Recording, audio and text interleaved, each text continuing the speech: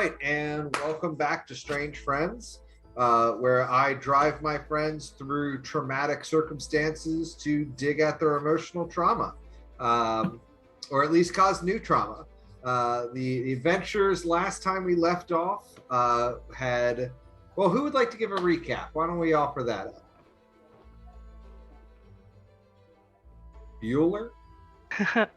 Well, so we were just finishing up with the killing of the dragon, and we got rounded up by a bunch of ogres to go see the leader. Leader ended up being a cloud giant, and we pretty much went sorry not sorry. And the cloud giant went, yeah, okay, well, let's just get you out of here, and agreed to fly the city, or the castle, to Waterdeep, if remembered correctly there. Mm-hmm. And pretty much he said the magic words of, this tower is off limits, you can go anywhere else. And of course, because of that, Sirenia did not trust him one bit whatsoever, and while everybody else was walking around and sort of bonding, talking to the cloud giant, she and Bob ended up deciding to go check out the tower. And one of the biggest mistakes Bob ever made was going up into that tower, in which there was a vampire who just pretty much said, "You're pretty nice, Bob. You're with me now." They And do like pretty birds. and yes. And Bob said, "Okay." And everybody ran around looking for Bob after they disappeared. And Like we do. yeah. And then pretty much Bob made an appearance, said later losers once again, like other characters, and gave back the bag of holding and were on their way. And everybody else landed in Waterdeep trying to find a way to revive Sprocket, and that became an impossibility as is. And so after that, everybody agreed to go to Alex's hometown because she knows somebody. All right, and that's pretty spot on. Adrian, you get a bonus DM inspiration point, so make sure you use those when you get a chance. And yeah, Alex explained that there is somebody back in her hometown who might be able to take a crack at cracking an artifact to revive a fallen hero. Pretty good artifacts. Pretty good, yeah. So why don't we resume there? You all are in the city of Waterdeep. You know that you can on foot travel there or travel to Evening Star in about 3 weeks. So what would you all like to do? Who has a bag of holding right now? Do I have it? Who has it? Because we should probably get supplies. You have it. I have it. Great. Awesome. I'm going to need to buy more alcohol. Me And no probably understand. Stuff. Me no Have understand. You don't know what alcohol is? Me no understand why go other place. Because that's the guy Another that dragon? No. We got to get Sprocket out of the sword. He's inside whose sword? Your sword. How he fit inside? Soul magic. Burdock, you upon Magic. hearing this, you actually kind of feel the sword shake in the sheath on your back. I reach out, I just pull it out right there in the middle of the street. I look at it and go, "Get out, tiny man!"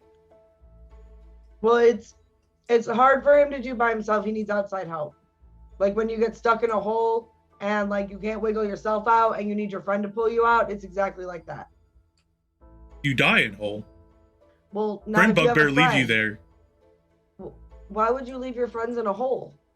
They weak. They couldn't survive. But if you help them out, they could have gotten stronger. That's You know how true. strong Sprocket will be if he comes back from all this? I don't understand how we get him out of sword. Well, I don't either, but that's why we're going to go talk to my friend who would know. He your friend? Yeah, he's pretty good with artifacts. Will he be my friend? Probably. He's a nice guy. Will he eat my soup? As long as it doesn't have peanuts in it, he's allergic. I don't like cashews. Okay, cool. But peanuts. That's the one we're avoiding. I need to buy something.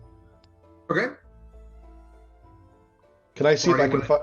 I need to see if I can to find the mercantile district. What are you looking for? Sorry for a +1 mall. a +1 mall. Yep. You know, there are a few weapon shops. I believe that Gertz is down in Baldur's Gate, but there's a mercantile district here. You find some weaponsmiths. One of them is quite frankly labeled Magical Arms. Good day, merchant. I am here to purchase a magical weapon.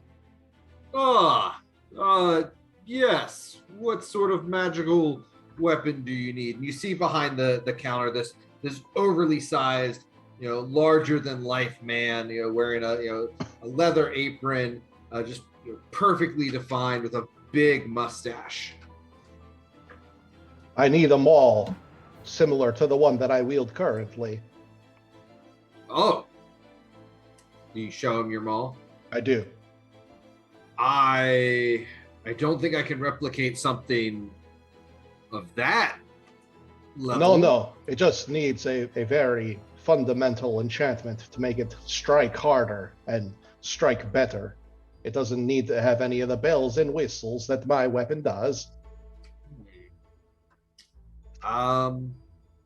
Yeah, mauls unfortunately aren't very popular. I've got great axes. Great axe, good Bjorno. It's strong. I will take the great axe then. Okay. He goes, reaches behind the counter, and you hear pull out from underneath.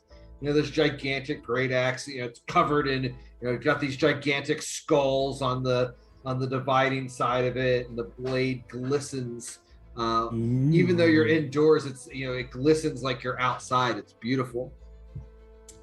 This fine piece of equipment is 2,000 gold. I believe we have the amount. I'm going to look to whoever's got the money. Why you give gold? Alex. How Why much do you we need? just take? 2,000. No, you don't just take. That's mean. This fine merchant has a purveyor of weaponry. He has a skill, and you are paid for your skills. You do work, and then you are paid. I'll hand over the 2,000 gold. Which Well, we could probably... just kill him and have all his swords. This is not the way. You, Broduk, you do see that the gentleman behind the counter has reached back and grabbed a sword from behind him. Has his hand on his weapon. Forgive my companion, good merchant. He is still learning the ways of civilization. Is this like giving a chicken for gold? No, when you perform good tasks and you possess skills, you are paid when you use them. With gold? This merchant, yes, with gold. Yeah, so it's like chickens. So, sword is chicken. You give him gold, you get chicken. Yes. Can I buy chickens? Yeah, but we have to go across the street for that to the chicken vendor. No, I want other things. I don't want chickens. Chicken like everything. Well then, yeah. Everything. What do you want? You earned so much gold from that dragon fight. We can buy you. Of course, you are entitled to a share, Broduk. You've done much for us. You did work, and now you're getting paid. Can you buy anything? Most things. Theoretically, but sometimes all towns don't have everything. All right. Broduk walks over the counter and like rests up against like, me take 2 plump children, about this size. Oh no! They you make don't- good. you don't They get make good children. sandwich. We're not. No eating children. No, Broduk. that's not. Okay, fine. That's Me not take that kind adult. of One market. adult. Wait, The this isn't a shopkeeper people pulls market. the axe back across the counter. I don't think I'm comfortable selling this to you lot. Is this not place to buy people? No, that's a No, we completely don't buy different people market. anywhere. This is a weapon shop. Do you want a weapon? He's not going to sell it to us, but we can We find want another weapon. shop. shield. I do sell shields, but if you are purchasing and eating people, If you Yeah, aren't they- selling people, then I can't buy people. In the Mr. name of We're- Anum the Allfather, I would not permit such a thing to happen. We are trying to teach him the ways of civilization. It will take some time, but he is capable, and I believe his spirit is good and true. Me true.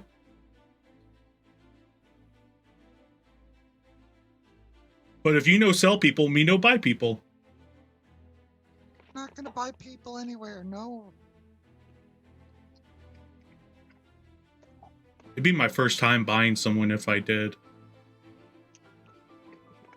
Let's save that for a never time. So we cannot It's a conclude good the never time kind of thing to do. if We can- you are buying it to civilize him, I will sell it to you. Oh no, this axe is for me. It is not for him. He already has a weapon. Me have great weapons. But he wants a shield, though. Will you sell him a shield? Yes, I can sell a shield.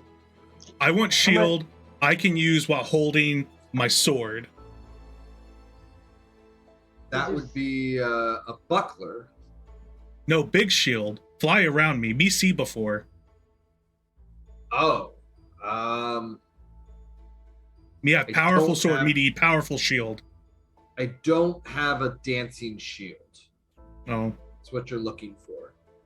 Do anyone? Well, it's a big town, Broduk. I'm sure somebody here does. You can certainly shop around for it. By the way, Bjorno, he does take your 2,000 gold for the axe and hands it over to you. It is a +1 great axe. I thank him. Do you happen to have any bracers of archery back there? Usually the Bowers and Fletchers will carry such things, but let me check in the back. And he, you see him close the drawer, lock it, and then trace a sigil on it, and you watch a shimmer of magic go over the register as he goes to the back. You hear him rifling around. He comes back with a set of leather bracers. These are bracers of archery. Now the question is that would they still be able to be used with a crossbow? Yes, they would. This world is not discriminate against crossbow users like other worlds might. How much would they cost? One moment.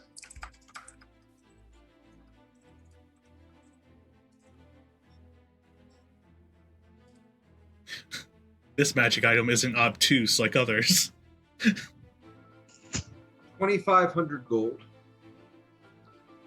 Limgog looks like he's contemplating, and then he's like, Alex? Oh, Alex, 2,500, not 25,000. That makes way more sense. No, that would be a really good item, and probably one that I would expect I would not be asking for, because that'd be great. Yeah, I'll hand over the, we said 25 or 29? 2,500. 2,500, okay. Thank you. Also, I don't have the master list of the actual items in there. I've only been keeping track of the gold from the dragon hoard. Just so everyone is aware. I don't actually know what all has been randomly shoved in that bag. That is something you guys will want to work out at the break or something like that. You can unload items in the Evening Star. Shouldn't be an issue. But yeah, hands you the bracers, takes the 2,500 from Alex. Thank you very much, sir. As you pick them up, you start looking at putting them on. They actually shrink down to your size. Oh, perfect. Otherwise, we have to go and find a really magical leather worker to try to fix that problem. This store? This what this place is called? Yes. Store. Yes. Are there other stores that sell what you sell? Yes. Quite a few here in Waterdeep, but You recommend? I mean, any of the stores on in this part of the town would be well. Okay. You Okay. can go look for your shield, Broduk. Me like Best you. of- What name? My name is Hubert. My name is Broduk.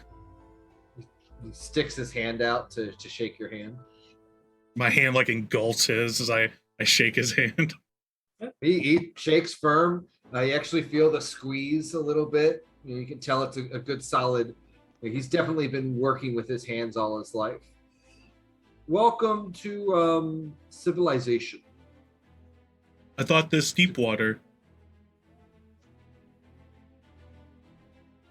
Yes, this is Waterdeep. Waterdeep.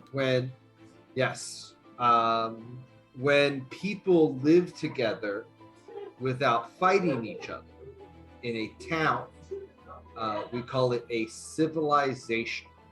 You not fight anyone here? There's so many people. Not unless they attack me or cause trouble or try to steal from me. I mean, that's why I I beat up people outside of town. So everywhere civilization. Out. What? Alex is just gonna pat Broduk on the shoulder, and be like, "You're getting it, buddy." Be good. Bye, Hubert, and then I turn and leave. As once Burduk's out the door, he leans over. He's like, "I've got a headband of intellect for 19,000." If we need him smart. You know, I don't think that would actually fix the problem. Kind of shrugs his shoulders. Anything else I can do for you fine folks? No, thank you for your time. Of course, of course. Glad to have you. Feel free to stop in anytime. Remember, Hubert's place to go for magical goods. Sir. Right. Okay. We'll... Anything else the party wants to do? Baruch is going to walk shop to shop looking for an animated shield or potions of healing. And or potions of healing. You are not able to find an animated shield. You are able to find potions of healing. Okay. Each potion of healing is 50 gold pieces for a basic healing potion. What's the best one they'll sell me? 1 moment.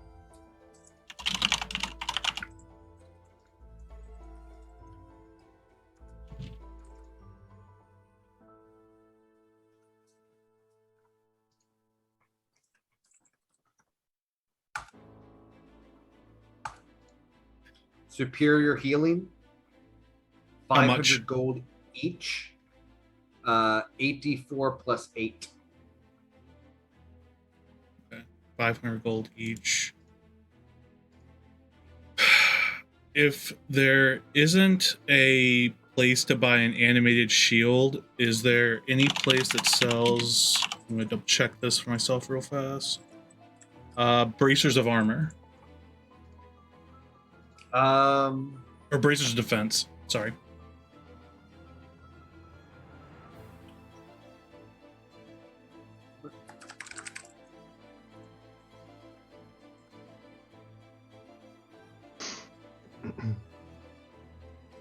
Yeah, you're able to find some. How much? You are looking at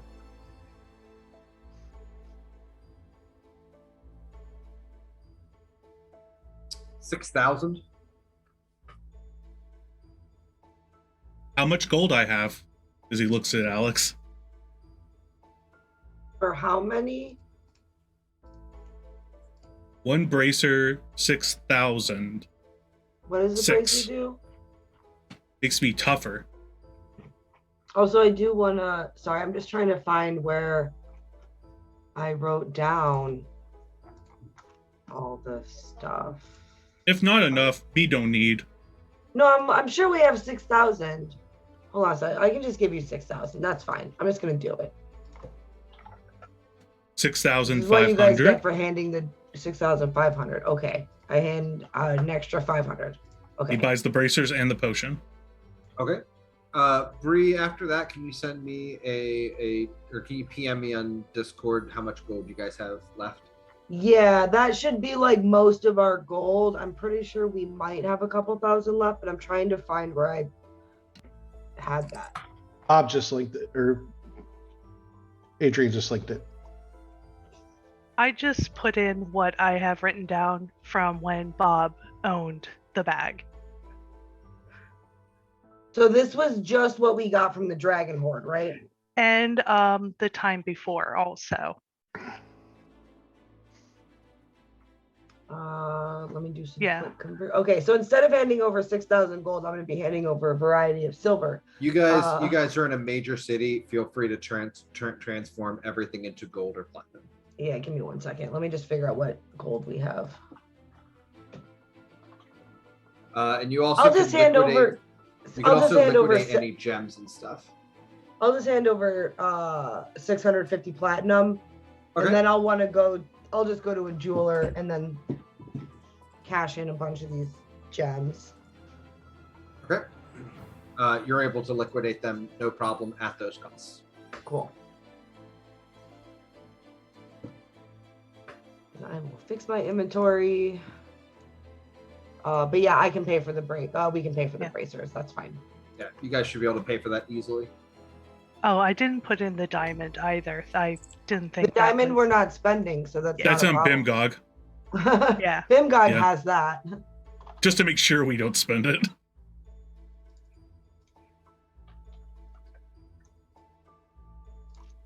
Me all good. Bimgog If we is travel sure. long way, do we buy wagon? Or you walk? Or flying castle? Is there like a place that has maps of the region? Yeah, there's a cartographer. Yeah, if it's transportable by wagon, we can rent one. Ironically enough, the cartographer also sells wagons. Nice. It's Hertz Cartography And rent a wagon. and rent a wagon. Beautiful. This puppy here has 2 horsepower. Oh boy. Yeah, we'll stop in there. Yeah, Alex will just kind of walk in, and approach whoever's at the front desk. You see a pimply teenager with a rack of keys behind him. Can I help you, ma'am? Yeah, I was wondering if you have maps of the area between, well, just like around in general. It'd be nice to have like a regional map, actually. Do you have anything like that? Yeah, we got the Mitchell Inn guide to an atlas. It's right here, and he holds up a thick book. I'll flip through it, and Alex actually has cartography as a skill, so I'm gonna check how good these maps are. That's a very high quality map. These are very precise. Wonderful. He says, well, and that's not all. That's kind of like the nice version. So if you and he reaches out for the book. I'll hand it back to him.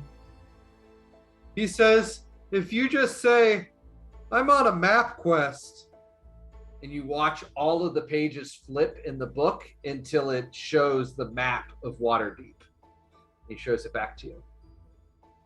This is amazing. I love this. How much is it?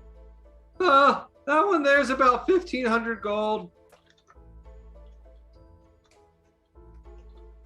But it's nice because it works just about anywhere, is what I'm told. Even tells you where the best restaurants are. How about I give you 20 pearls for it? Rotten. I don't know anything about jewelry, ma'am. Oh, okay. But you could probably offload those for the exact price at a jewelry store nearby. Okay, I'll pay for it. It was 1,500, you said? Yeah, he'll take the pearls. Go ahead and mark it off. I just remembered that according to 3.5 rules, traders will take jewels as a form of gold. So I'll just cash. Yeah, that's gonna be 100. Put on there the Mitchell Man Almanac or Almanac. Fantastic. We never get lost again. No, this is the best thing. How much does this thing weigh? It's a good, probably 5 or 6 pounds. Whew. Okay. Yeah, it's a big book. Me carry? I'm gonna actually make it an individual item so that I can add it to my weight. But okay, yeah, 5-pound book. All right, awesome. You guys need a wagon? Do you like rent wagons, or do we have to like buy one? We mostly sell them. You don't have like hubs in other cities. You can pick one up and then drop it off there. Maybe if you're going down to Boulder's Gate. Oh yeah, we're not. That would be quite the enterprise. Or if you're going up to 10 towns. How much wagon? You can buy a wagon for 100 gold. Oh, well then. That'll okay, include the horses. It'll include the horses? Jeez. Awesome. Let's do that. Actually, it's gonna be 150. My apologies. I didn't do the math right in my head. Can I get a I really receipt? want to intimidate him, right? I'm like, no, you say 100. He gives you a receipt. The prices are right. Awesome. So, you come around here often? No. And then she'll just gather her party and leave. He looks dejected and sad, but he hands you the keys.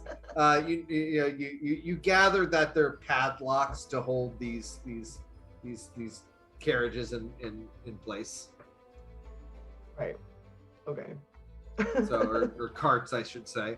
You guys have a covered wagon with 2 horses. Right. Hop inside. I'll grab the reins. Okay. You guys gonna set out? Wait, I just gotta stop and buy a bunch of alcohol first now that we have a wagon. Okay, you can spend X amount of gold on alcohol. But on the way out of town, Alex will just like load up the back of the wagon full of like a bunch of like dried food, alcohol, like basically bar snacks and alcohol is just in the back of the wagon now. Rhoda can charge us to buy double the alcohol. That's probably smart. We do have a lot of big people. We have 3 big people now. Alex, we'll have to work on a system for alcohol consumption where it's X amount of gold per day. Same like standard of living is, you know. Oh, I've actually been, every time I say I'm drinking in game, I've been marking off a bottle out of my inventory. So I have been consuming. Oh, I believe you. Imgok tries to befriend the horses because he knows it's going to be a long journey and he wants them to be happy, and he's introducing Alice to them. Yorno's abnormally quiet and very dejected. You know, he's just not saying a whole lot, not making a whole lot of eye contact, just taking up the rear and following along and not really participating a whole lot in conversation and banter. Bimgog, what are you trying to do to talk to these horses? How are you doing that? I'm just basically sitting there with like Alice in my one arm, and I'm just kind of petting the side of the horse haunch and talking to it calmly. Sure. Making sure, you know, like it, you know, if it looks like it is somewhat disheveled, I'm looking in the back of the wagon because generally I know there's going to be some basic care kits to make sure that the animals are taken care of. So I'm making sure I'm brushing manes and introducing myself and making sure that, you know, so I know you guys are going to be, you know, pulling us a long way. So if you decided you get tired or anything, like just let me know. And, you know, I just want to make sure you're cared for. And I kind of try to look through really quick in the back to see if any of the bar snacks that were grabbed would be appropriate for horses. If I find anything that'd be... There's carrots. I see some carrots. Perfect. I grab some carrots and I make sure I deliver them to the horses, and I like just open palm them out so the horses can go and, you know, get my scent and get used to me. One of them is very excited about the carrots. I the brush other them. one is kind of eh. I brush the one that likes the carrots, and I'm like, I think we'll be good friends. Okay. Anything else? Other than that, I'm just making my way back to the area to operate the wagon whenever we decide to take off. Okay. You guys set out from town. You know it's going to be about a 2 to 3 week journey. So Yorno, you're just kind of riding in the back. Alex, I'm guessing you're back there with Broduk, and Bimgog, you're driving. I would actually be up with Bimgog because Alex can also drive land vehicles despite her blood alcohol content. You seem to remember something about the paperwork you signed about not drinking and operating. Look, we paid for the wagon. It's not even a rental. Yeah, It's true. fuck the contract. And it's Okay. like nothing. So it's going to be direct road travel, which these roads are pretty well maintained. You'll probably expect to run into about one guard patrol per day because it is a long road. Oh shit, pull over. It's the Flaming Fist. God damn it. But you guys serve the Flaming Fist. I serve the Flaming Fist. You guys do get through your first couple days of travel uneventful because again it's kind of close to the city. As you get farther out to the sticks, though, the rest stops and everything start disappearing. So after about a week, you guys are haven't seen a patrol in a while and you haven't seen a rest stop. So let's go. You guys are going to go ahead and make camp. So how are you guys going about that? Birno, it will take watch with Broduk. Is this a forested area? Lightly forested. Okay. Broduk will make his camp by snapping branches off of trees and just making a pile of leaf branches. And at night he just goes inside under it and he sleeps inside of his little tree branch den that he makes. And unless someone wakes Broduk up to take a watch, he doesn't ever volunteer to take a watch. He just sleeps. Okay, well then, immediately after dinner, I'm gonna approach you. Broduk, have you been thinking about the riddle of steel? Me strong as steel. Me cut and only get little cuts, so me stronger than steel. Yes. Steel is nothing compared to the flesh that wields it. These things that we wield in battle are just tools, means to an end. It is our strength within, the strength of our flesh and bodies. That is the power, Broduk. That is where it comes from. Do not become too reliant upon a tool. You could punch pretty good. Yes. Or you can throw an axe pretty well. Oh yeah, I got axes. I throw them really good. I point to your axes. You can huck them really far. Remember, strength comes from within. And Bjorno's gonna just go back to munching. Take that, Tristan. I answer a riddle now. Alex will start a fire. Right.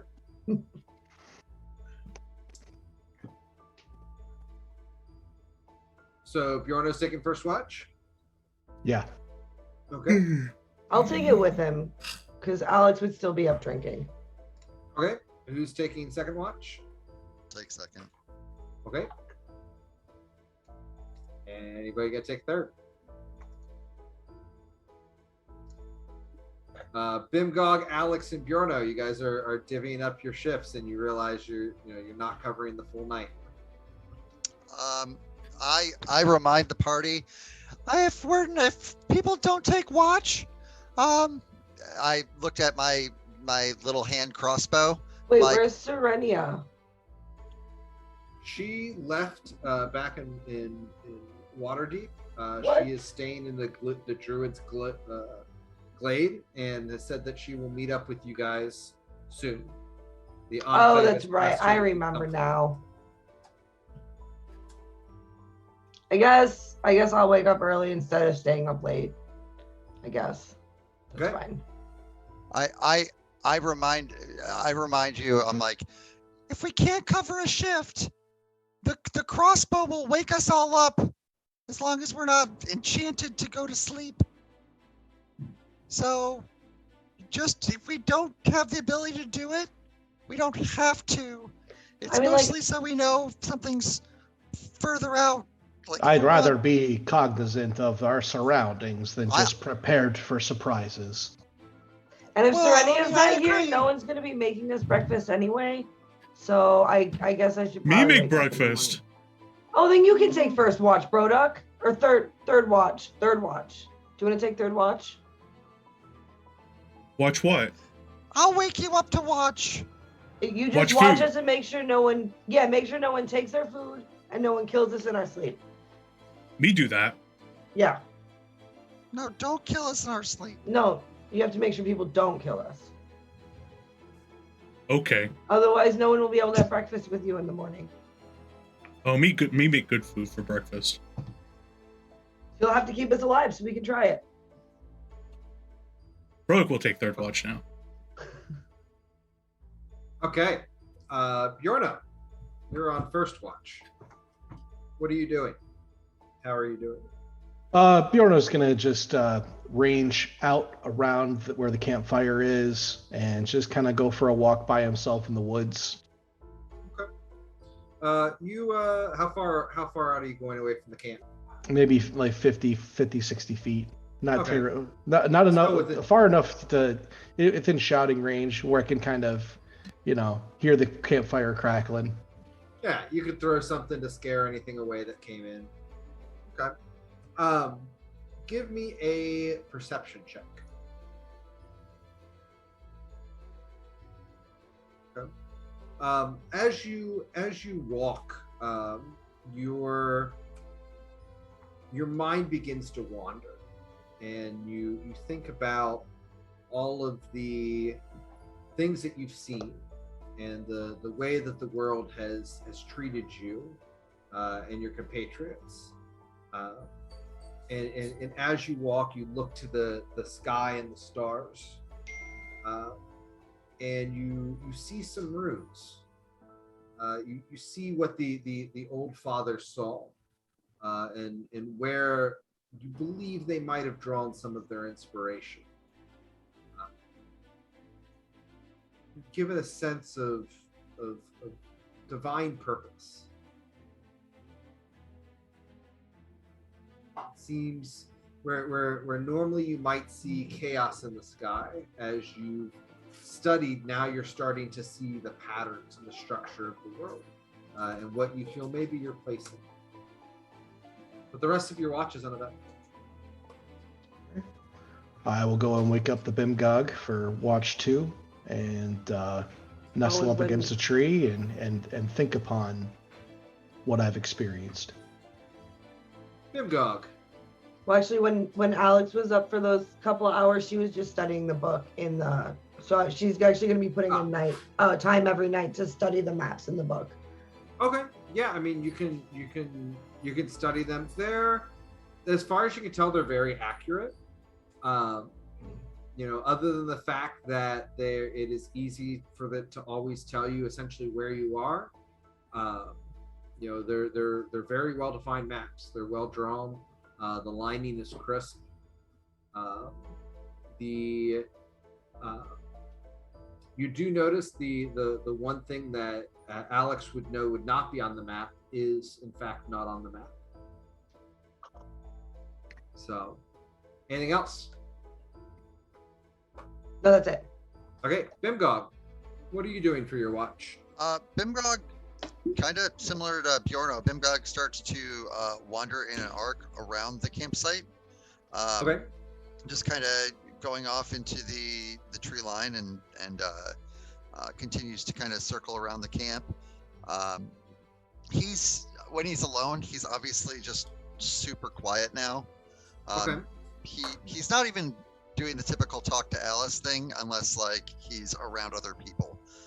Right now he's just kind of being very contemplative. Okay. Give me a perception check.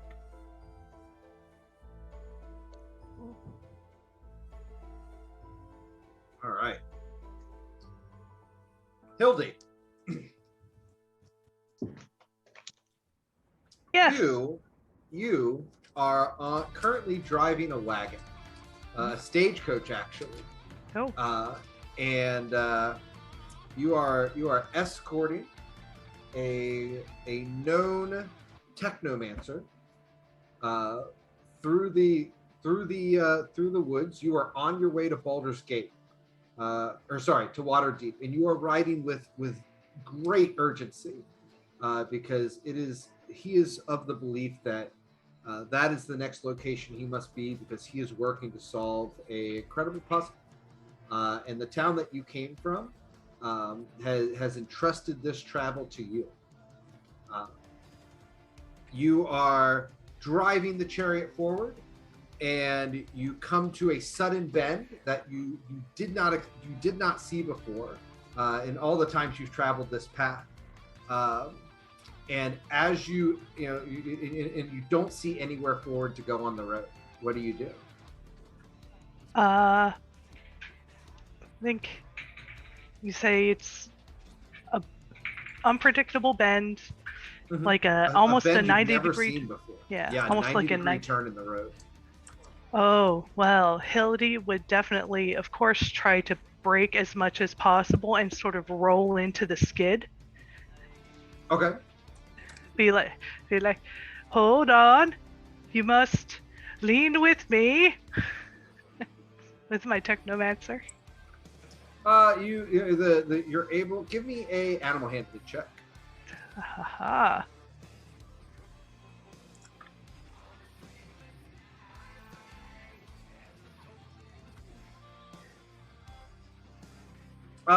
You're able to barely stop the cart in time.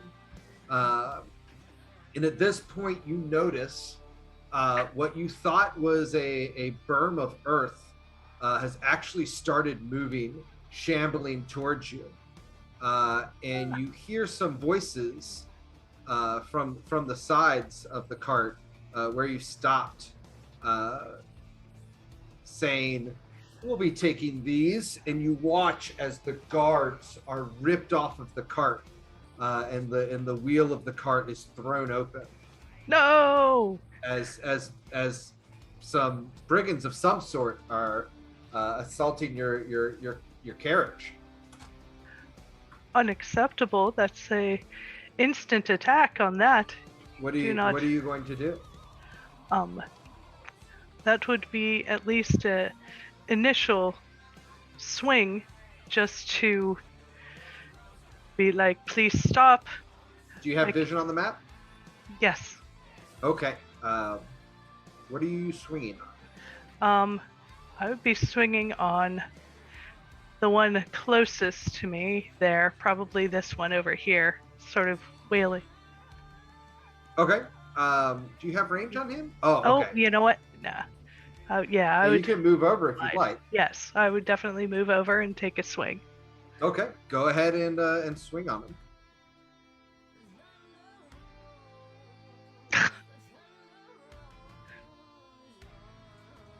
It does not land.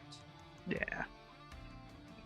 Bimgog, in the distance, you hear the sudden scream and horses, whinnying and going crazy.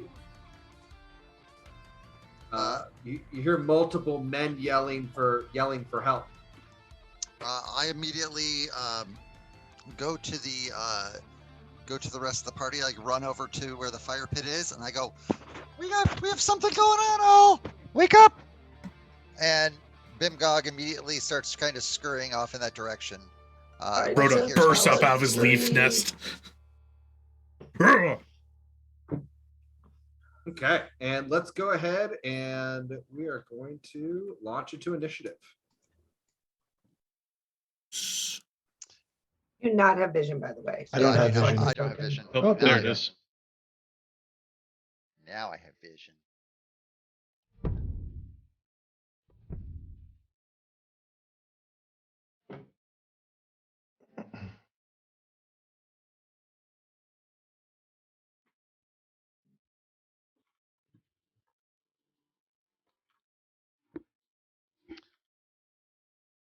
Dave, Mm-hmm.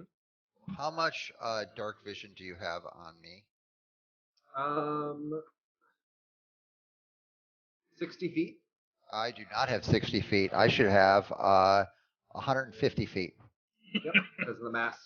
And it's 90 because I'm a gloomstalker. Yep. So much vision. Very vision. Too much vision. much better to see. You see into the gods with that kind of vision.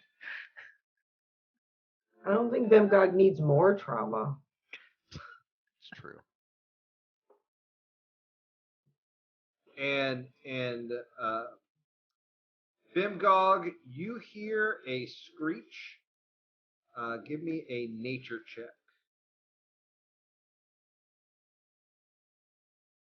You immediately recognize it as the screech of a parrotin, which, if you remember, were these birds that at one point were diving in on the party and attacking.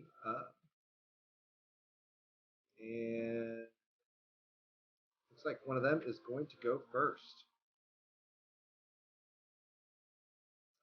Hildy, you watch as one of these creatures swings by the door of the carriage, and you watch as it sinks its hook into the man you were escorting and flies away.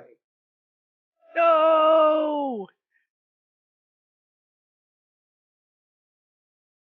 Alex. Can I see this?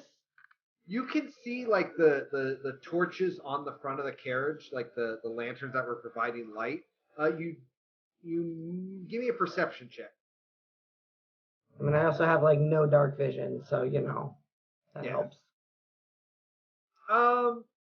You know there's stuff up there, and you hear the screams.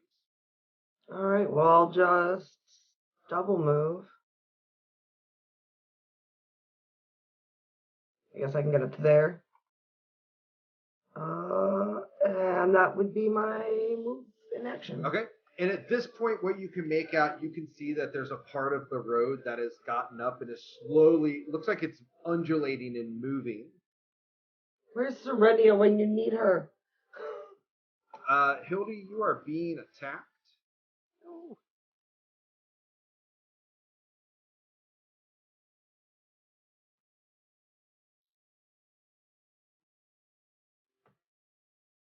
Does an 18 hit you? You'll take 6 bludgeoning damage as this creature claws at you. Oh no. Bimgog. I scream out to the party. It looks like it's a plant monster, some swooping bird hands, and some people attacking a wagon. Which way? The direction I'm running. There we go.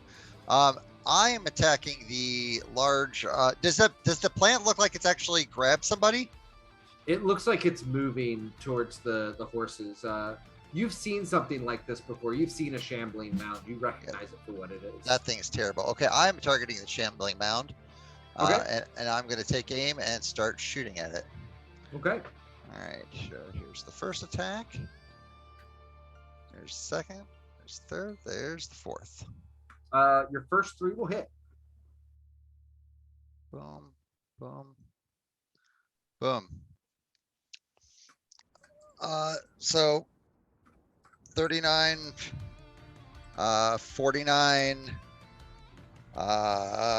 50, 54. Is that right? No, I subtracted it stupid. all. I subtracted it point by point. It's fine. I got it. Math is stupid. You basically, That's totally not right. But Hildy, you watch as. Don't worry about it. I just type it in and it subtracts it. It's all good. Hildy, you watch as you see 56. these bolts coming in from the side, and you watch chunks of the earth in front of you, like coming off of this creature that was crawling towards you. Oh. Broduk. Broduk will run forward 40 feet first. 5, 10, 15, 20, 30, 30, Right there, Dave. 40. All right, I see stuff now. 5, 10, 15, 20, 25, 30, 35, 40. I'll just double move to here. Okay. And I will get big. Okay. As I slam the cloud room on my chest and grow inside. Hildy, you watch as this bugbear comes tearing through the trail, and you watch as he just grows double in size in front of you. Something you've seen before, but never on a bugbear. Yorno. Double move and get huge. Okay. Go ahead, move, and I'll make you big. This feels like a kaiju fight. It's about to be. Like you guys just run it. Now we just need the Hildy, fusion dance. another one of those creatures comes up, crawls along the side of the wagon, and you notice its fangs bare, and you immediately recognize it for what it is. The vampire will claw at you. Oh. And they will hit twice. Ah! Oh, well, actually, that's where you're wrong. We're going to use the cloud rune, and he's going to hit his buddy instead as a reaction. Okay. Yeah, you watch as you're sure that the claws are about to swipe into you, and you see a shimmer of clouds appear. This you have seen before, as the vampire behind you screams in pain. But the second hit for 11. Except it won't, because I activate my cloud rune and I send it to that same vampire also. Except that's what happens.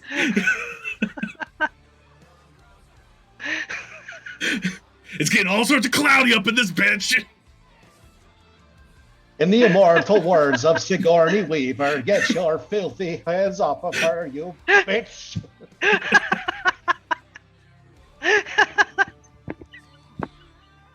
All right, you all hear another one of those screeches as a creature swoops down to attack you, Broduck. Yeah.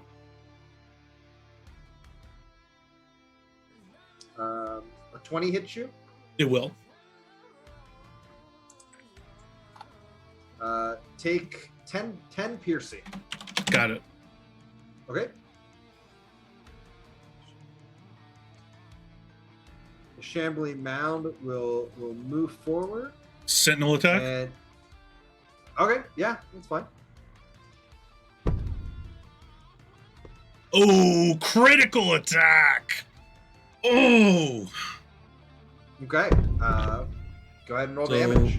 I gotta roll a bunch of stuff here. So that's the first. Here's the critical on top of it. And then I'm gonna use my Giant's Might to add another die 8, so that'll be 2 die 8. Jesus fuck.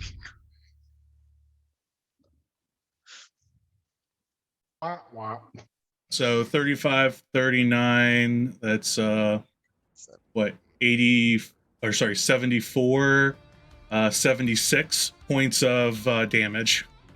Jesus Christ. Okay. It stops moving in its track as you bring the sword down, you pierce it right through the middle. You watch as the vines kind of wrap around your sword. It is still going to attack the horses, but it misses. It's just not able to really move itself properly. Hildy. All right. Well, Hildy sees the fangs and knows what's going on, and so casts daylight. Ooh.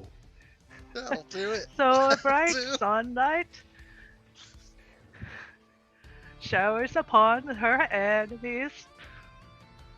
Okay. Yeah, and Here comes the sun. Do, do, do, do. a bright light does in fact appear. Did it light up the map for you all? Yeah. Did it work properly? Awesome. Bro's like, bright light "Ah!" appear, and you all watch as the creatures on top of the wagon cower away. Anything else you're doing? That is her action. She doesn't have much bonus going on. Let me double check. Attack actions bonus. Actually, a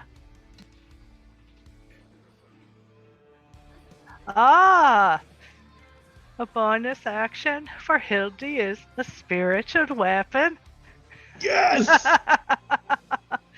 All right. What? Where would you like to summon it?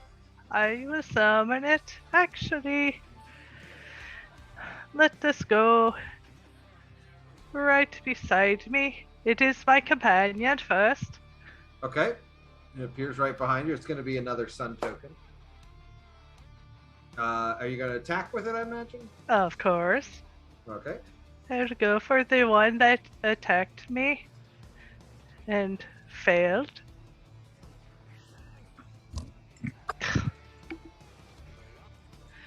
Hildy's having problems.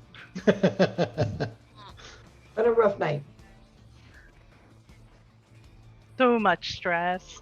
No, your weapon just, the vampire, actually, no, I'm sorry. You have advantage on that attack. There's sunlight on the field. Oh, yes. One Fuck more you, try. vampires. It's like I used to run a lot of vampires back in the day.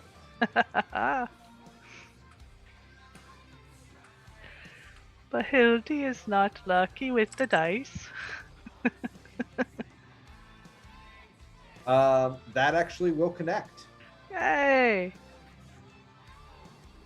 She's a smart lady. Ooh, shit. It clobbers its face. Bonk. Anything else? That'll be it. Okay. Piorno, you hear a terrifying scream. A roar that you have heard many times before, as a wyvern lands on the trees above you and begins slashing down at you.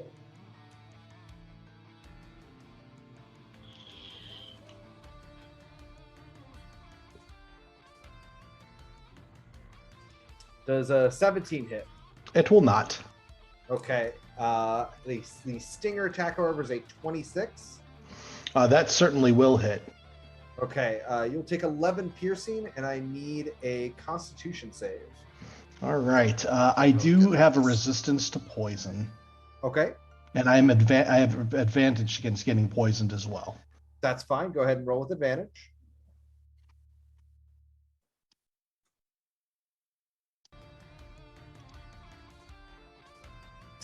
You will take an additional 24 poison.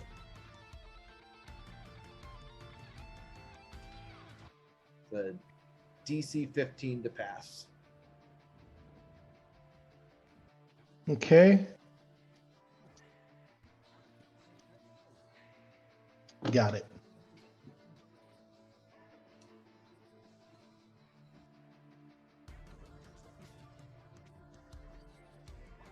Bimgog, you hear a similar familiar screech Of course. as one lands behind you. I remember these things. But I'm guessing a 13 doesn't hit you. It does not. You feel its claws swipe over your head as you duck down, your Gloomstalker intuition telling you that you're surrounded by threats, and you watch as the stinger lands right in front of you and comes back out of the earth. Bimgog jumps back and watches as it just kind of lands and gets ready to unload into that one. Hey, Dave, I just want Alex. to hold on a second. Yeah. Dave, I just want to double check. Did you have that poison damage? No. Okay. I have resistance to poison Yep. as well. Go ahead Okay, and have just- it. No problem. Alex. All right. This is not great. I'm going to twin spell my firebolt to hit both of the vampires that are attacking this person over here. Okay, give me a quick Arcana. Okay, that's fine. Okay. So the first one's at advantage, and that's a crit. And the second one is also a crit. Nice. Do I get double my fire affinity when it crits, or just the 4? If it's a dice roll, you Oh, double it's it. not. If it's a static number, you It's don't just- double yeah. it. Okay. So 20 and 16. You watch as fire just sparks off of them. Their flesh already disintegrating under the sunlight. Anything All right, else? and then, I'm gonna stop over here to try to not be swiped at by the angry wyvern that's standing behind me. You do get the feeling if you move that way, this one's going to get an attack on you. Oh, well then I'll stay exactly where I am and try to be invisible. I'll stand very still. They can't see me. Yeah, their vision's based on movement, they say. That's what they say. Hildy, you notice this vampire is attempting to run away. You can have an attack of opportunity if you'd like. Of course. That's purely with my mace, which I'm not good at. It's not going to connect. No. You do have advantage. Oh, yes. Probably won't help. Believe in yourself, Hildy. Oh, look at this. Looks like a wackadoodle to me. That will hit. Bonk. A bonk. Bonk that vampire. And you hit him, and he explodes into a swarm of bats and will fly away. Bimgog. Bimgog turns towards that wyvern that tried to attack him, and he's just unloading into that one since that's the immediate threat.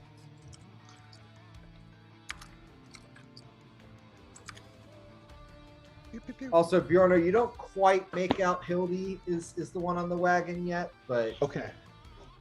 you will here in a moment. You're behind the bend. There's some trees, all that jazz. You know, it's a Goliath. Big one or Bimgog, which one are you shooting? The one next to you? The one closest to me, since Okay.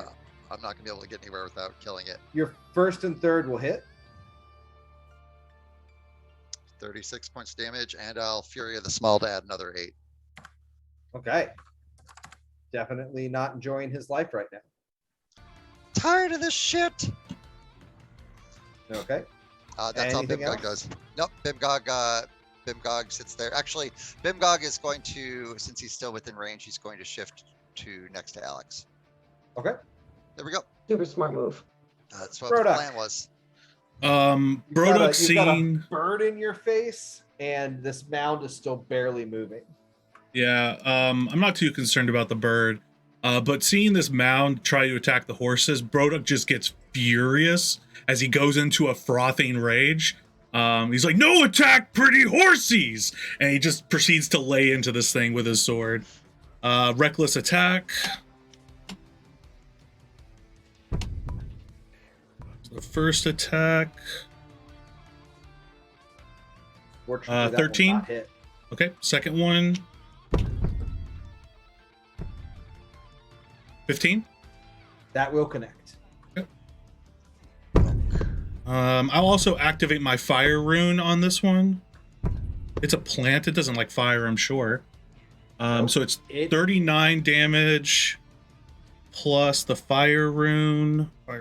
You bring your sword down, and it just decimates into ash. Like, imagine if it was made out of just dust, and you just bring the sword down through it. Just a plume of flame around him. Yes. He is very happy with that, as he will continue his movement around. He really doesn't care about this bird at all. I don't care about the attack of opportunity. Go ahead and take it. You get advantage. Yeah, it'll take it.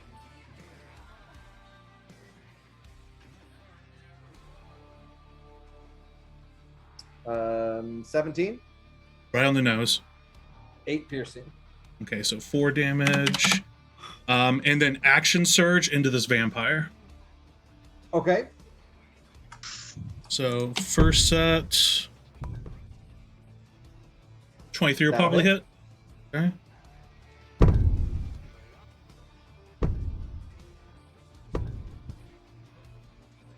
And I'll add my turn of Giant's Might to this. It's just 1.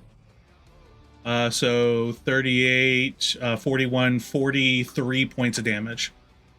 You cleave into him. He screams in agony. Second attack. 23 That'll again.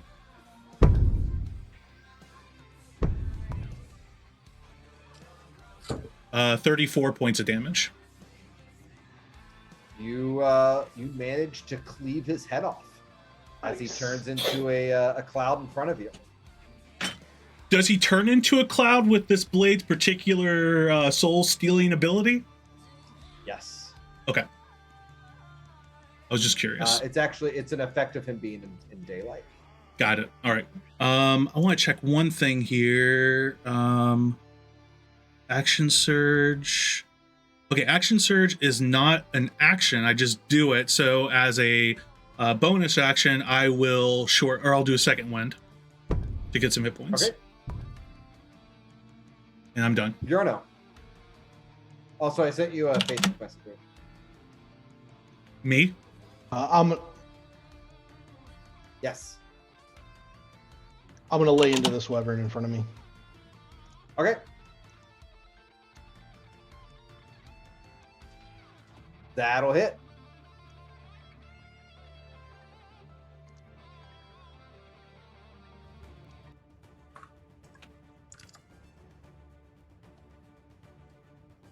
Is that your first attack? Do you have any more? Stand by. Okay.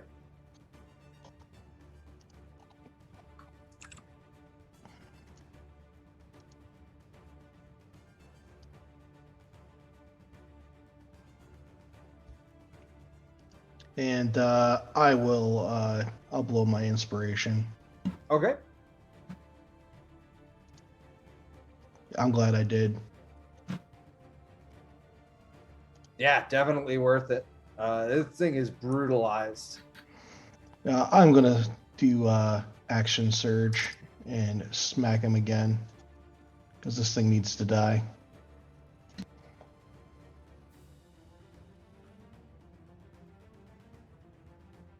That'll connect.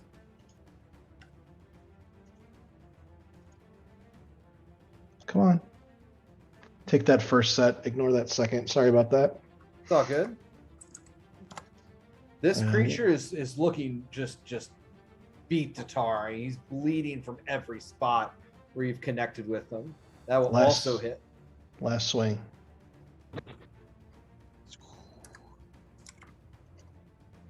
The wyvern actually, you bring your maul down and you crush one of its claws, and it actually falls out of the tree that it was perched in. All right, I'm gonna step on its tail and roar. It is blown back by your intimidating presence. Burdock, you get an attack of opportunity. This parry Okay. No, I'm sorry. It has a skill. Lets it evade it. Oh, okay. But wait, it's fine because it's. Is it like does Sentinel override that skill? No. Okay. It specifically doesn't provoke an AO when it flies out of an enemy's reach. Gotcha. Okay. I know if it was like a disengage or something like that. Hildy, you have this bugbear, and you hear a familiar voice roaring on the other side of these trees. Hi, I'm Brodog. Hello, Brodog. We go help your friends now? Yes. Most of them really small. 30, I run over there, and my little guy ends up over here because it's only 20 feet. I am going to, let's see, cast heroism on everybody. Okay, what's that provide them?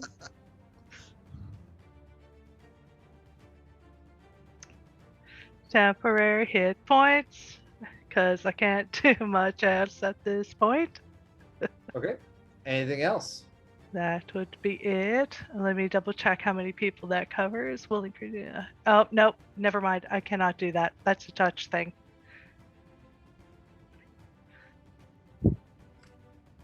So I will do. Pardon me, I'm taking forever and figuring out what the heck I'm supposed to be doing with this. I looked at all my things. Yeah, I looked at all my stuff, but at the same time, it's one of those things. No, otherwise would have been a really cool play. Yeah. Oh, goodness gracious. You can always Ah, just give heroism to Broduk as you pass him. that's true. Slap him on the head. Thank you, buddy. Product, Hildy's glowing hand kind of taps you on the back, and you're filled with a feeling you haven't felt before, a sense of duty to do good, and you feel invigorated by it. Me protect Let's go help. everyone. Let's go help your friends. You and as you say that, you hear or you feel something about the sword pressing against that feeling, trying to push it down in you. Panda, Bjorno, you watch as the wyvern slowly starts crawling, and he sees the slightly less intimidating and armored Hildy. Can I hit a quick pause button and remind my wife about her bonus action? It can only move 20 feet. That's as far as I can go right here. Okay, very good. And it is going to attempt to sting and bite her. I'm guessing a 26 hits. I'm going to need you to re-roll that 26 as a runic shield appears around her. Oh! Okay, a 23 and a natural 20. Ooh. For the stinger. I need a Constitution save.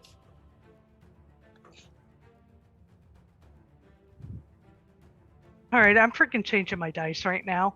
Do you want to use an inspiration? I do want to use an inspiration, but I'll bet you anything. You sure? It's gonna be a poopers. Got two of them. Oh yeah, I'll use it. Oh, there it is. You were sure wrong. So you watch. So first and foremost, you will take 15 piercing from the bite, and you will take 13 piercing from the stinger. And you watch in terror and abject horror as you feel the stinger hit you directly in the chest where your heart is. But you see the runes, and you see Bjorno standing there, and your heart hardens like stone, and the stinger comes back out bent from your chest. Bjorno. Bjorno looks to see Hildy, and then looks at the dragon, and then everybody hears the Kill Bill noise.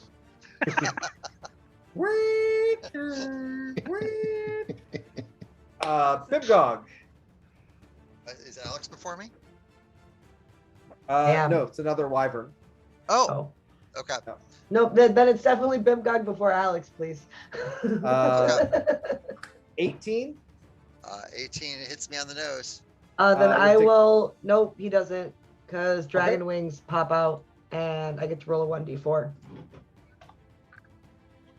It doesn't matter if it hit him right on the nose. That'll always do it. Yep. The bite comes in. You watch as Alex's wing just wraps around you, and it just seems to bounce off of it. However, the stinger does come around the wing and catch you right in the chest. I need a Constitution save. All right. Boop, boop, boop, boop. That is not good. We're okay. It's fine. You will take 21 poison. That's fine. This is fine. Everything is fine. Bimgog's felt more pain at the loss of his friends. Alex. Well, since he got stabbed real bad, I'm just gonna drop Cure Wounds on him. We can do this all day, buddy. Let's go with that one. So 17 healing back. Thank you. Although let's not do this all day. That'll hurt. Anything else?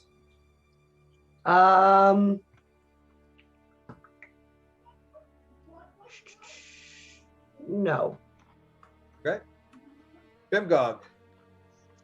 Bimgog goes back at that wyvern and tries to yet again unload into him with the hopes of not having that happen again because it hurts so bad. So Alex's wing comes around you. The stinger catches you in the chest. She brings brings her hand forward, catches your chest on the wound, and you feel the healing take set in before the poison really has a chance to settle into you. And you duck back under her wing and start firing as you start bouncing through the air. Doing somersaults, essentially firing at this thing. All 3 of your shots will hit.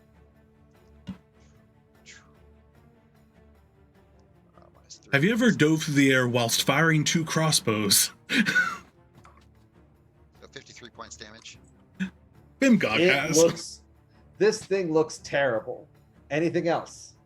Bimgog just gives it he kind of looks at his now mostly closed wounds and looks back at the wyvern, just determined that this thing's it has to go. And that's all. Okay. Broda. Broduk will step forward and bring his sword down recklessly.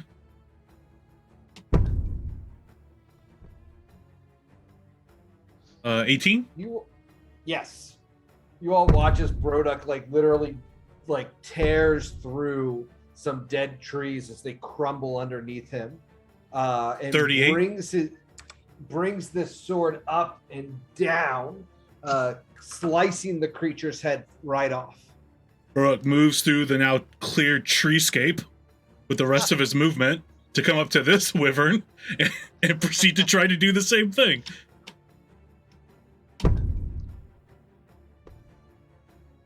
Dirty 20. Roll for damage.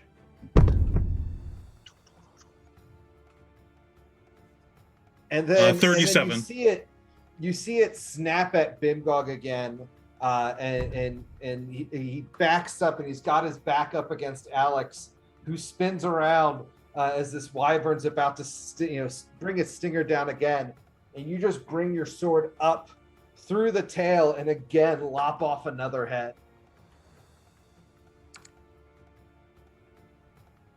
Me don't And that like will end them. combat.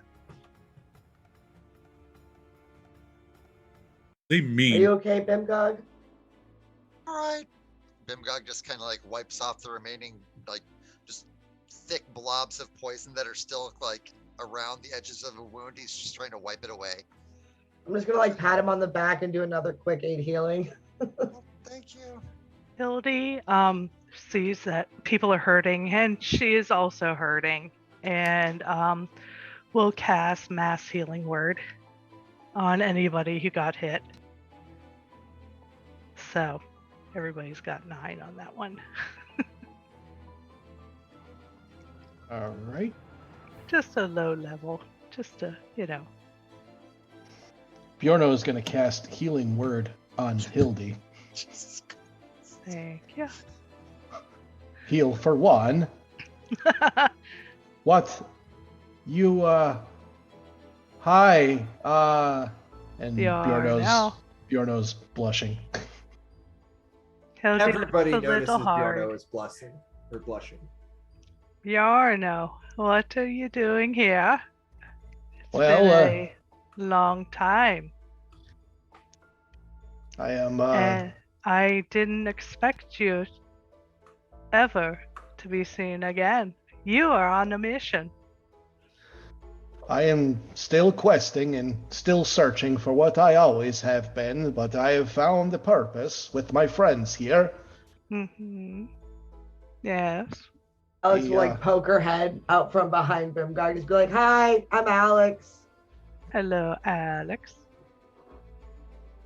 And a bugbear and a bugbear and a goblin. Hi. This Hi, is it's Bimgog, and this is No. Broduk. You have very strange friends Yes. since the last time we have seen each other. We're brothers. Yes. Brothers. I see. Yes. I'm going to point to Broduk's runes, which he has carved into his very flesh. He has taken the oath of the Ordo Orthalis. He is now on the path of the righteous. Me giant now. I am not surprised that you got more followers. You do have a force of will and a belief that many would follow. The All-Father guides, and I just do my best to follow. He's going to look at his feet a little bit and blush more. Yes. That is what you said the last time we saw each other. What are you doing this far south of the wall? You were right. We were meant for better and more. Our families held us back from our true calling. I went to find my true calling too after you left me. Bjarno. He's going to do a big swallow. God's looking back and forth as he's like trying to do mental math. I'm glad you found people who understand and care. You too have grown in strength and will, and I see that the God's power flows through you now. I do. I found my God, who speaks to my soul more than the shamans ever said was possible. You're not part of the cult, right? No. Okay. Bjorno's going to like turn around and look at Alex like, I would I'm never just be making part sure. of them. I don't know. We were fighting them. That was part of why I was on my mission. I lost the one that I was protecting. Sorry. He was helping too. Well, we're also fighting the cult. We killed Dragon. We fuck shit up. Yeah, like 3 baby ones and then a big one. It was a whole thing. Bjorno's We going to got kicked out of the cult for that one. Yeah, Bjorno's going to tuck his mace like behind his back and look really, really embarrassed. Hajime the Technomancer was on his way to help us against the dragon cult. We have been working to... Wait, what was that name you said? Hajime. Sprocket's nemesis. That guy! He is he is a very competent technomancer. And we were on a mission, but they stole him away. Who did? Just now? Yes. Well, then what are we doing standing around talking? I don't know where they went. He dead. There's the vampires were there, and there was the bird thing that swooped him away. We were going to help against the cult. All right, well... Don't know what to do now. I must contact my leaders, and I don't know where to go now. I don't know where he is. I don't know where they've gone. Maybe you could travel with us. Bjorno's blushing furiously. I will keep you safe. While Hildy is talking, Alex is gonna like pull out that giant map quest book, and she's gonna say, "I'm on a map quest, so it shows the general region of here." Yep, you're about a week or 2 weeks out of your destination. You're pretty much smack in the middle of it. Is there like any like marked like towns or anything else that's nearby that maybe we can find out if there's like rumors of a vampire castle. Or maybe if the map just says vampire castle with a big arrow next to it, that would be helpful. It doesn't, unfortunately. I would imagine, however, there are clues among the dead. All right, I'll start investigating that too. Great. I must talk to my superiors about these occurrences, and Hildy will cast sending to her superiors. Okay. Giving a short notification on what happened and who she met. You hear a response that says, hold on one moment.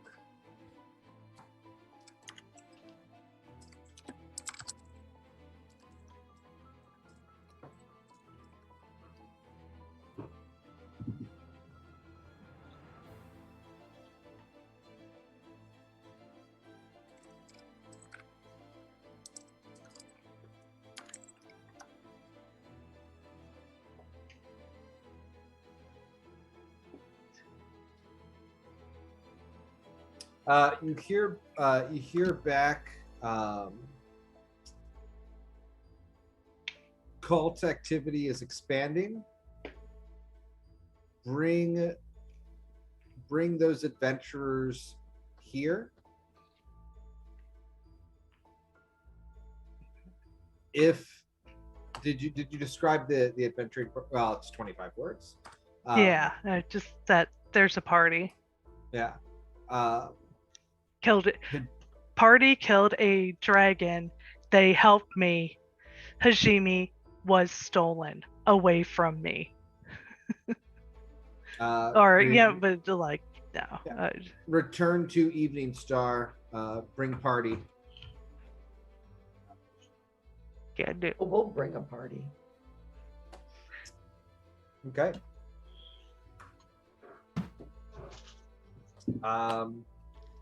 Yeah, so Alex, you start investigating the wyverns, and you do notice something interesting. There is a saddle on the back of these wyverns. Oh, wyvern riders. It's gonna get spicy. On the map, were there any like mountains or caves or anything like that, like natural formations that wyverns would like? Nope. Okay. And there's no little towns or anything at all? Nope. Okay. Anything in the pockets of the saddles? Give me a D100.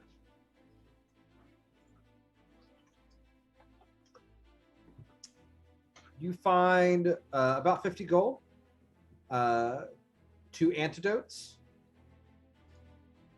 and a religious symbol of Tiamat. Dave? I will pocket it all. Yes. What after the notice of the saddles are there? Mhm.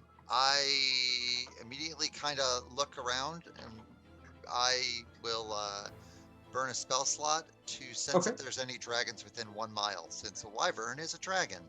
There are no dragons within 1 mile.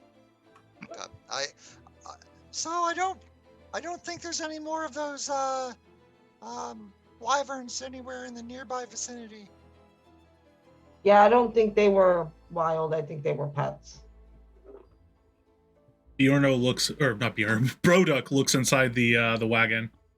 Anything we take? As he looks around for anything. There seems to be like some basic supplies. Nothing fancy. You come back to our camp. As he looks at Hildy. And you said both of the one of the vampires got decapitated, right? One of them got dusted. The other one turned into a bat. Okay, what's in the pockets of the vampire? It got dusted. Even like his clothes and everything? Yeah. That's wild. Best anti-theft there is. And now I know what a dead vampire looks like. Yep. Baruch will unhitch the horses and then start Technically- leading them back to camp. Technically, all vampires are dead. I just want to make that point. No, but like dead. Like But real through dead. this Strahd, time. through Strahd, all things are possible. Write that down. Jot that down in your notebook. All right, let's take a quick 5-minute break as you guys bring everybody back to camp. The rest.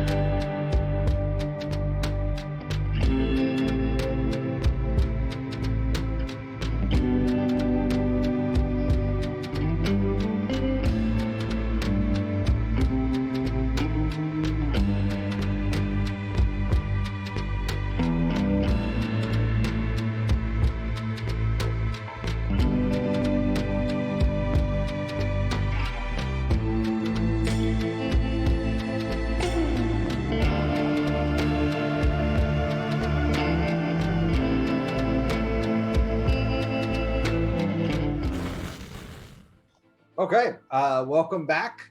The party has recovered an old friend of Bjorno's, and you all return to your camp, and you finish the evening uneventfully. You all wake up and it's morning. What would you like to do? I cook breakfast for everyone, Are made of wyverns non-people ingredients, so it's subpar. edible? Rodok, are wyverns edible? Some of the meat is. Well, I think we should have steaks for breakfast. Do you want meat for some steaks? A cooking check, Dave? Yes. So it'll be a proficiency roll. Well, it's the same thing as my initiative check, though. So. Okay.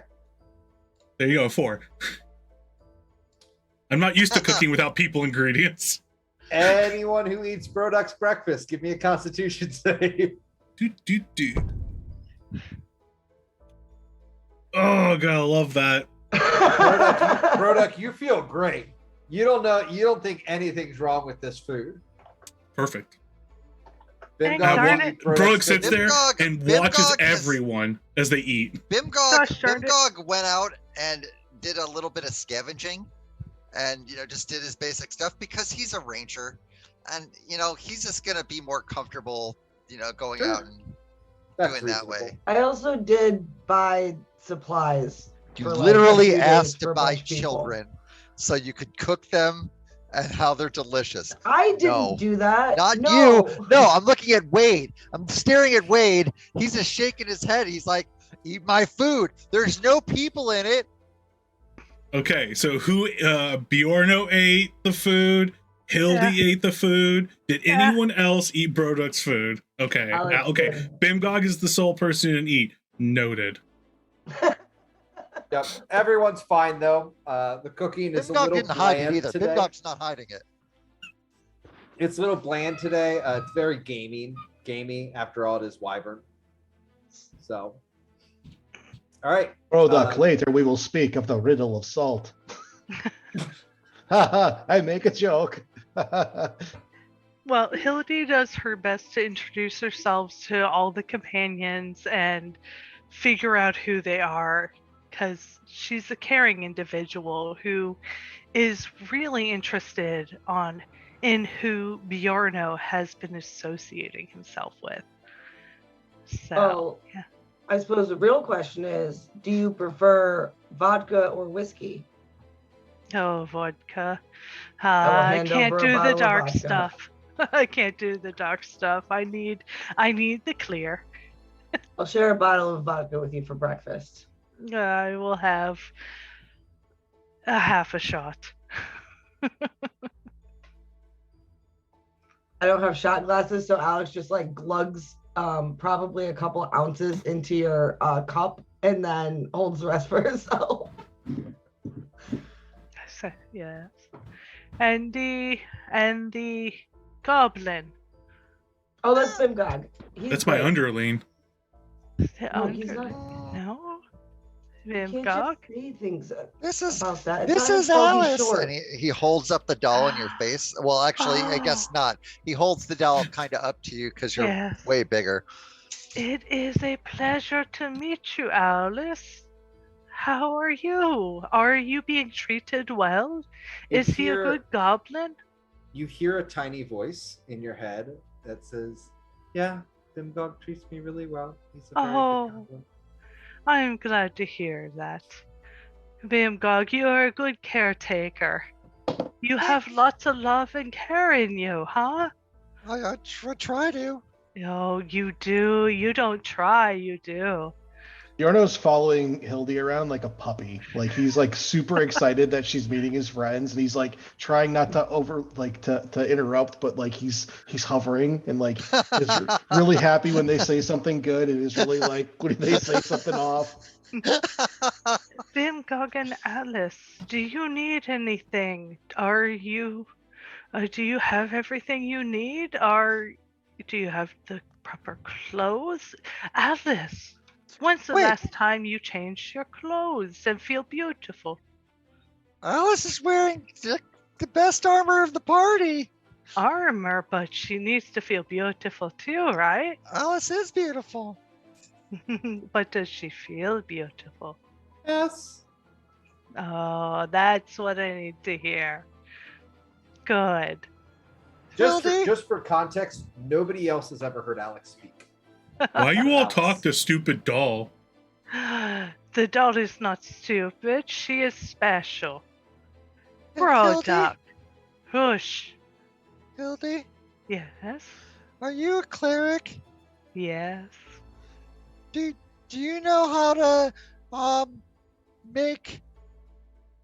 make souls free from evil artifacts and then reform into their bodies and come back alive? I wish I could, but no, it's not in my abilities. Okay.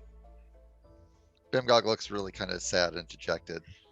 Oh, don't be that sad. I hate to see that in your face. You are full of love and care, right? I mean, I tried. Wait, I know. Holy cow! I know what you need to do.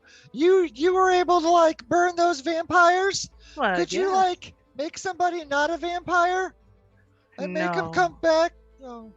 That looks- is not within a cleric's ability. He looks twice as dejected, and he just kind of sits there and just kind of sits with Alice and hugs her really tightly. Oh, Ildi would give a hug too. It was a 3 hugs. That is a lot of hurt. She feels that hurt. She goes, no, it's okay. There is loss in this world. I understand that loss. But Rhoda reaches over like he's about to pat Bimgog on the back, but then stops and takes his hand back. And then Ildi turns back to his bowl of food. You go to pet Alice. No, like I'm gonna pat Bimgog reassuringly on the back. Oh, Like he's sad, I'm trying to to. comfort him, but he stops before he does it and then just pulls his hand back and then goes back to feasting. there is hurt and loss. And it is a difficult thing to deal with. We all have loss in our lives. Sometimes you fight and sometimes you accept. It depends on the stage of life. Bimgog. Sometimes you must let go of those you love. Because it is the greater gift you can give than to make them keep coming back to you. Bimgog looks very. Alex is like kind of like behind Bimgog, just being like, and just being like, shut it down, man. Shut it down. Yeah. Dead things should stay dead.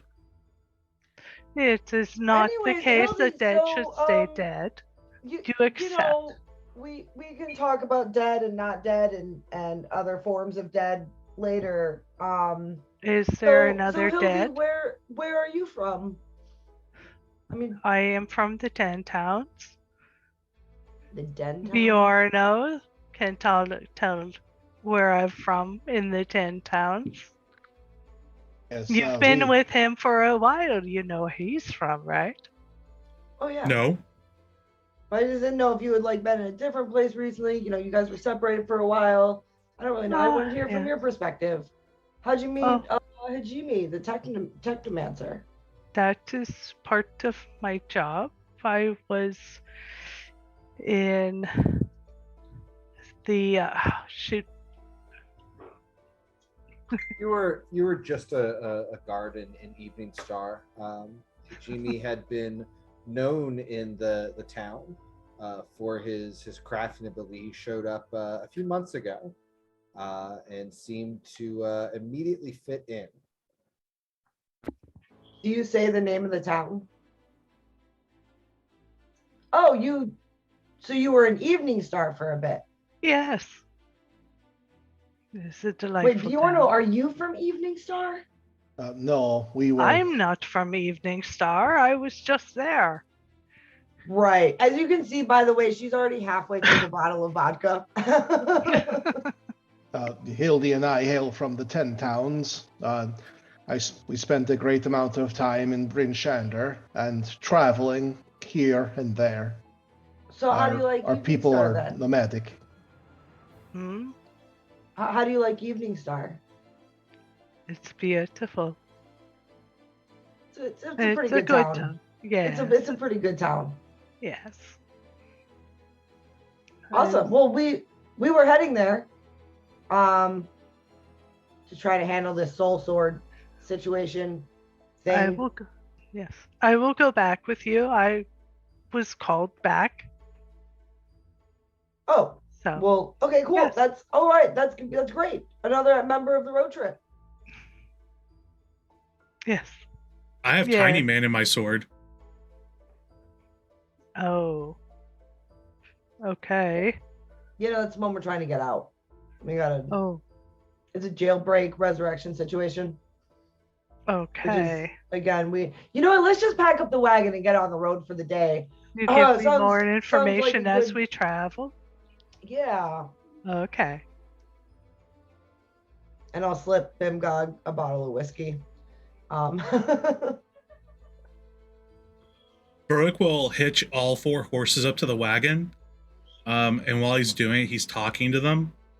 But he's talking to them in horse language Oh. as he speaks with animals, without even realizing he's doing it. He's just talking to them like another creature in the forest that he's getting to know.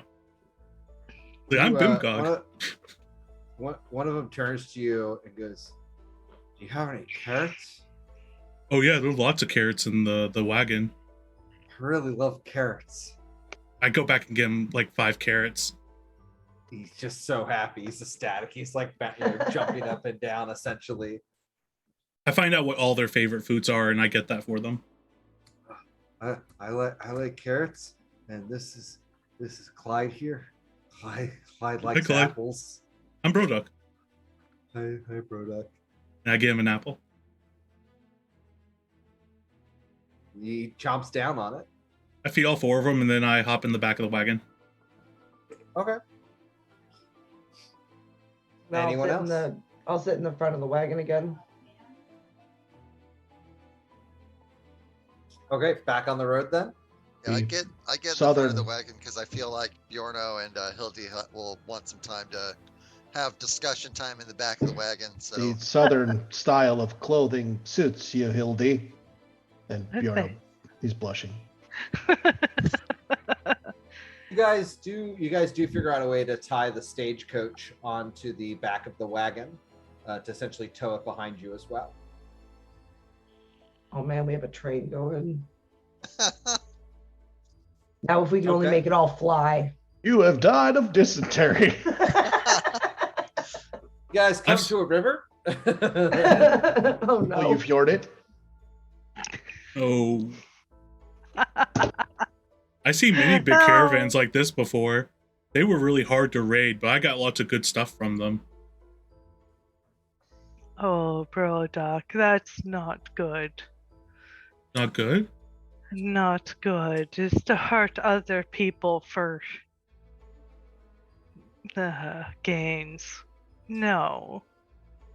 Broduck, you have a moment where your brain starts doing this thing. It doesn't do it often, but you it's called you thinking. start having these pictures appear in your head, of which one is the shopkeeper who took the axe and pulled it off the table when he heard the way you were talking about cooking the people, and your head kind of starts to hurt a little bit, and then you hear that voice that trying to tell you, power is what's important. But we kill all sorts of people before, like all of my friends in the cult. The ones that have died have done wrong. They met justice for their terrible actions. You must atone for the things that you have done in the past by doing good deeds, being a good man. What's a tone? I make things right. balance the scales. You've done wrong, so now you must do good. Wash away your sins and be remade as a So rune knight and I good shouldn't standing. hurt people anymore? Only the wicked and the unjust and the evil, those that would seek to harm your friends and the innocent. What about people who have things that you want? You can trade with them, trade your skills, and of course, we will support you. If you have things that you need, your friends here will help you, just as we did it within the city. And But me strong, me take what I want. No, you are strong, so you must protect those who cannot protect themselves. Rewards will come for what actions that you commit in the name of goodness and righteousness. The gods will reward you for your behavior, just as they rewarded us. Bro just sits there in contemplation as he's like clearly trying to think really hard as he's just like staring at a board in the back of the wagon. After a moment, he like pulls out his pepperoni and kind of just holds it close. Would you rather have friends like us or be amongst a bunch of raiders you might have to worry about stabbing you in your sleep? Our bonds are strong, not made of fear, but made of loyalty and friendship. But if I strong, everyone fear me. That's what Father taught me. And Harugik, he pride that. He make me strongest bugbear. And I take what I want. He great war chief. You can be stronger yet through the power of respect and loyalty. They respect my strength. They respect your deeds and your actions. How they know all my deed? Your words of your deeds will spread far and wide if you continue on the path that you have been on, helping us fight the cult. The people will see you as a hero, and they will want to help you just because of your name alone. And it will not be fear that motivates them, but love and fidelity. You have the soul of a giant within you. I have seen it. The runes have accepted you. You have a greater purpose than to smash and pillage and take and hurt. You can be great, Broduk. Oh, is Harugik not my god no more? Do I need giant god?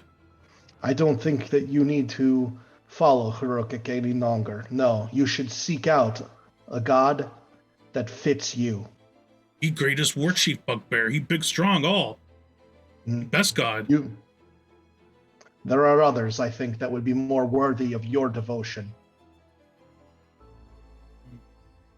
I trust Broduk to find which god is best for him.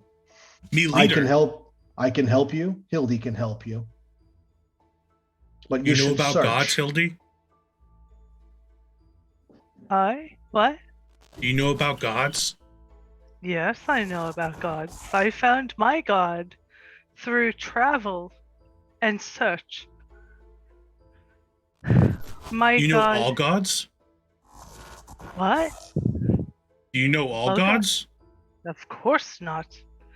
All gods have their place and their time and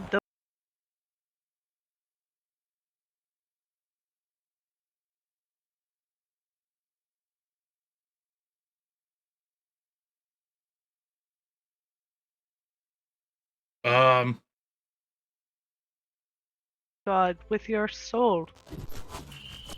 Me think about it. Me think about gods. During this whole time, Hildy is actually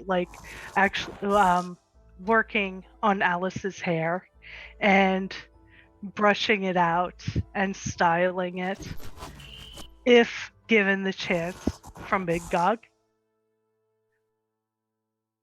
Bimgog? Bimgog's just like listening to what's going on in the back, but doesn't say a word right now. Yeah, but Hildy has Alice and doing the hair, making it beautiful, doing braids. Doug just listens to see if Alice has any sort of statements about it. If Alice doesn't I'm respond, he sits there and he's like, if he doesn't hear anything within a period of time, I don't know if she wants that yet, but if she does, she's welcome to have any sort of braids that she wants whenever she wants to. Brushing your braids. You hear a voice. Thank you. Make Alice beautiful. Give her the magic. The family. Bimgog like whispers really quietly. See, now you're gonna be able to fight and you'll have magic. That's kind of awesome. Soon you'll be able to fight that bagman. Would Hildy hear that? Yeah, you hear Bimgog whispering up front. He's obviously like leading the wagon, but he starts whispering about it. About the bag man. Alex just sits next to him, quiet, drinking, occasionally passing over snacks, and just like awkward in this party of like 3 giant people, a goblin, and me. Alex, you're from the town. Who is your family? Oh, I'm one of the old ones. Yes. Okay. You would. I- You would. I'm sorry for interrupting you, Alex. Hildy, you would recognize that title as a keeper of stories. My goodness. Yeah, like my grandmother was a big deal and stuff, but I mostly just wanted to learn the cool magic, so she put me in an adventuring school. Well, that sounds like your family. You say your grandmother, but your parents let you go too. Well, yeah, but you know, they also had like important jobs or something too. My dad was in charge of most of the agriculture on the west side, so that was a lot of time. But yeah, he put in a lot of good work over there. Yes. So which So it is. Sorry, go ahead. Oh no, go for it, Dave. So it is approaching mid-afternoon. You all have been traveling for a few days again. This conversation taking place over those days, and you see the occasional caravan drive by. Usually small families with a couple of guards, things like that.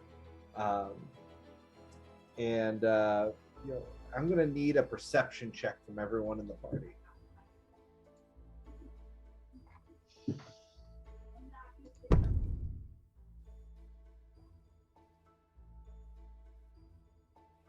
Okay. Up to Hildy. Way too buzzed for this. Hildy, you see a off in the distance something flying across the skyline. Looks like it's heading north. You guys are heading southwest or southeast. Can't quite make out what it is. I will give the heads up on that of the movement, the flying. Imgog, can you use your ability? Bimgog will once again try to sense to see if there are any dragons within a mile of us. Oh, actually, this is a favorite terrain. Within 6 miles.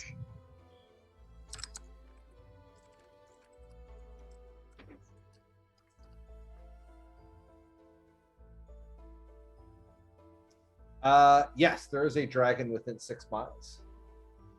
There's at least one dragon in the area. Did you, Hildy? Whatever you saw, did you see a group or did you see multiples? You saw one. Bimgog, you actually sensed 2 dragons. Yeah, there's multiple dragons in the area. Are they in the same direction? I don't know. I just know they're near. You could tell by the scent in the air. Mm. What kind of terrain is this, Dave? You guys are in wooded terrain, traveling through a forest right now.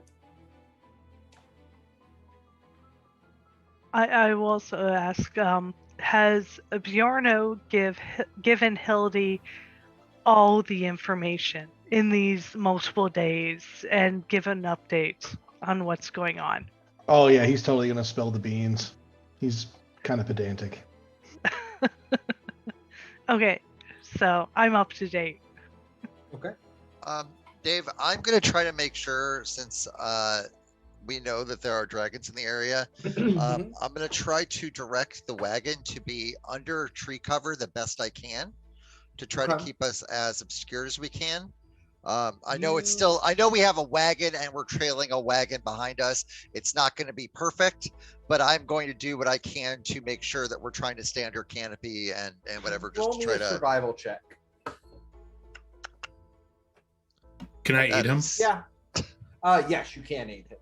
Please, because it's really bad. You Oh, get actually- advantage. Oh, never mind. Actually, would that be for mine? Because I would be helping him drive up there. It's gonna be the survivalist Okay. in this one. You Oh, want to use your inspiration, Bim? Yeah, let's do that. no. Why not? Because we're here. There There it we go. is. Oh. So you're traveling down the road and you're thinking, man, you're trying to like steer a little bit like onto the side of the road. And one morning you wake up and Broduk takes his pile of sticks and he just throws it on top of the stagecoach. And you look at it and you look at the canopy and you look at it and look at the canopy and you realize you could just make more of that. Yeah, I just go up there and I start weaving all the stuff together and grabbing overbrush as I can, just to try to obscure what's going on top of the caravan and try to break up sight lines. Broduk, you see Bimgog go up onto the roof and start mucking with your sticks and leaves. I pull out my great axe and I chop down trees and stuff to like put over top of it. I'm just like hacking off branches and I hack down a whole tree. Okay. You want to make sure they're not too big. We don't want to like collapse everything inside. We still got to move a wagon. We're not bringing lumber to town. Me move any tree. Me strong. Yeah. Is like Yeah. lift up a tree over top of my head. Broduk, come on. We just continues only to bash use what leaves. we need. You are not using what we need. I don't know all I need. I don't know how many trees you need. Did you ask? No. Yes, you ask what you need. How much tree you need? We're gonna want the smaller branches and the leaves, mostly the leaves, so we can try to camouflage in with the other parts of the trees. We want it to look like the top of a tree. We do not kill the trees if there is smaller that is needed. I help Broduk. I kind of point him out what we're looking for and give him a hand. I like throw the tree on the ground and I just clear cut along the tree all the way from the bottom to the top, and that should be more than enough. Broduk, Yeah. give me a perception check. Oh yeah, I got this. Bimgog, give me one too. 7. Super perceptive. We're just two pieces in a pot here, Bimgog. That's true.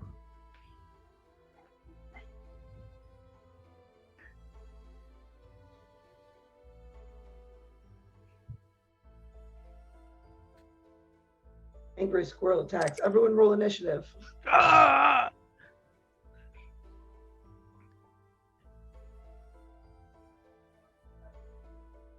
Broduk, you go to chop down a tree, and you watch a thick branch, come sliding down in front of the tree, and kind of try to brush you back, and you shoo it away as you hear,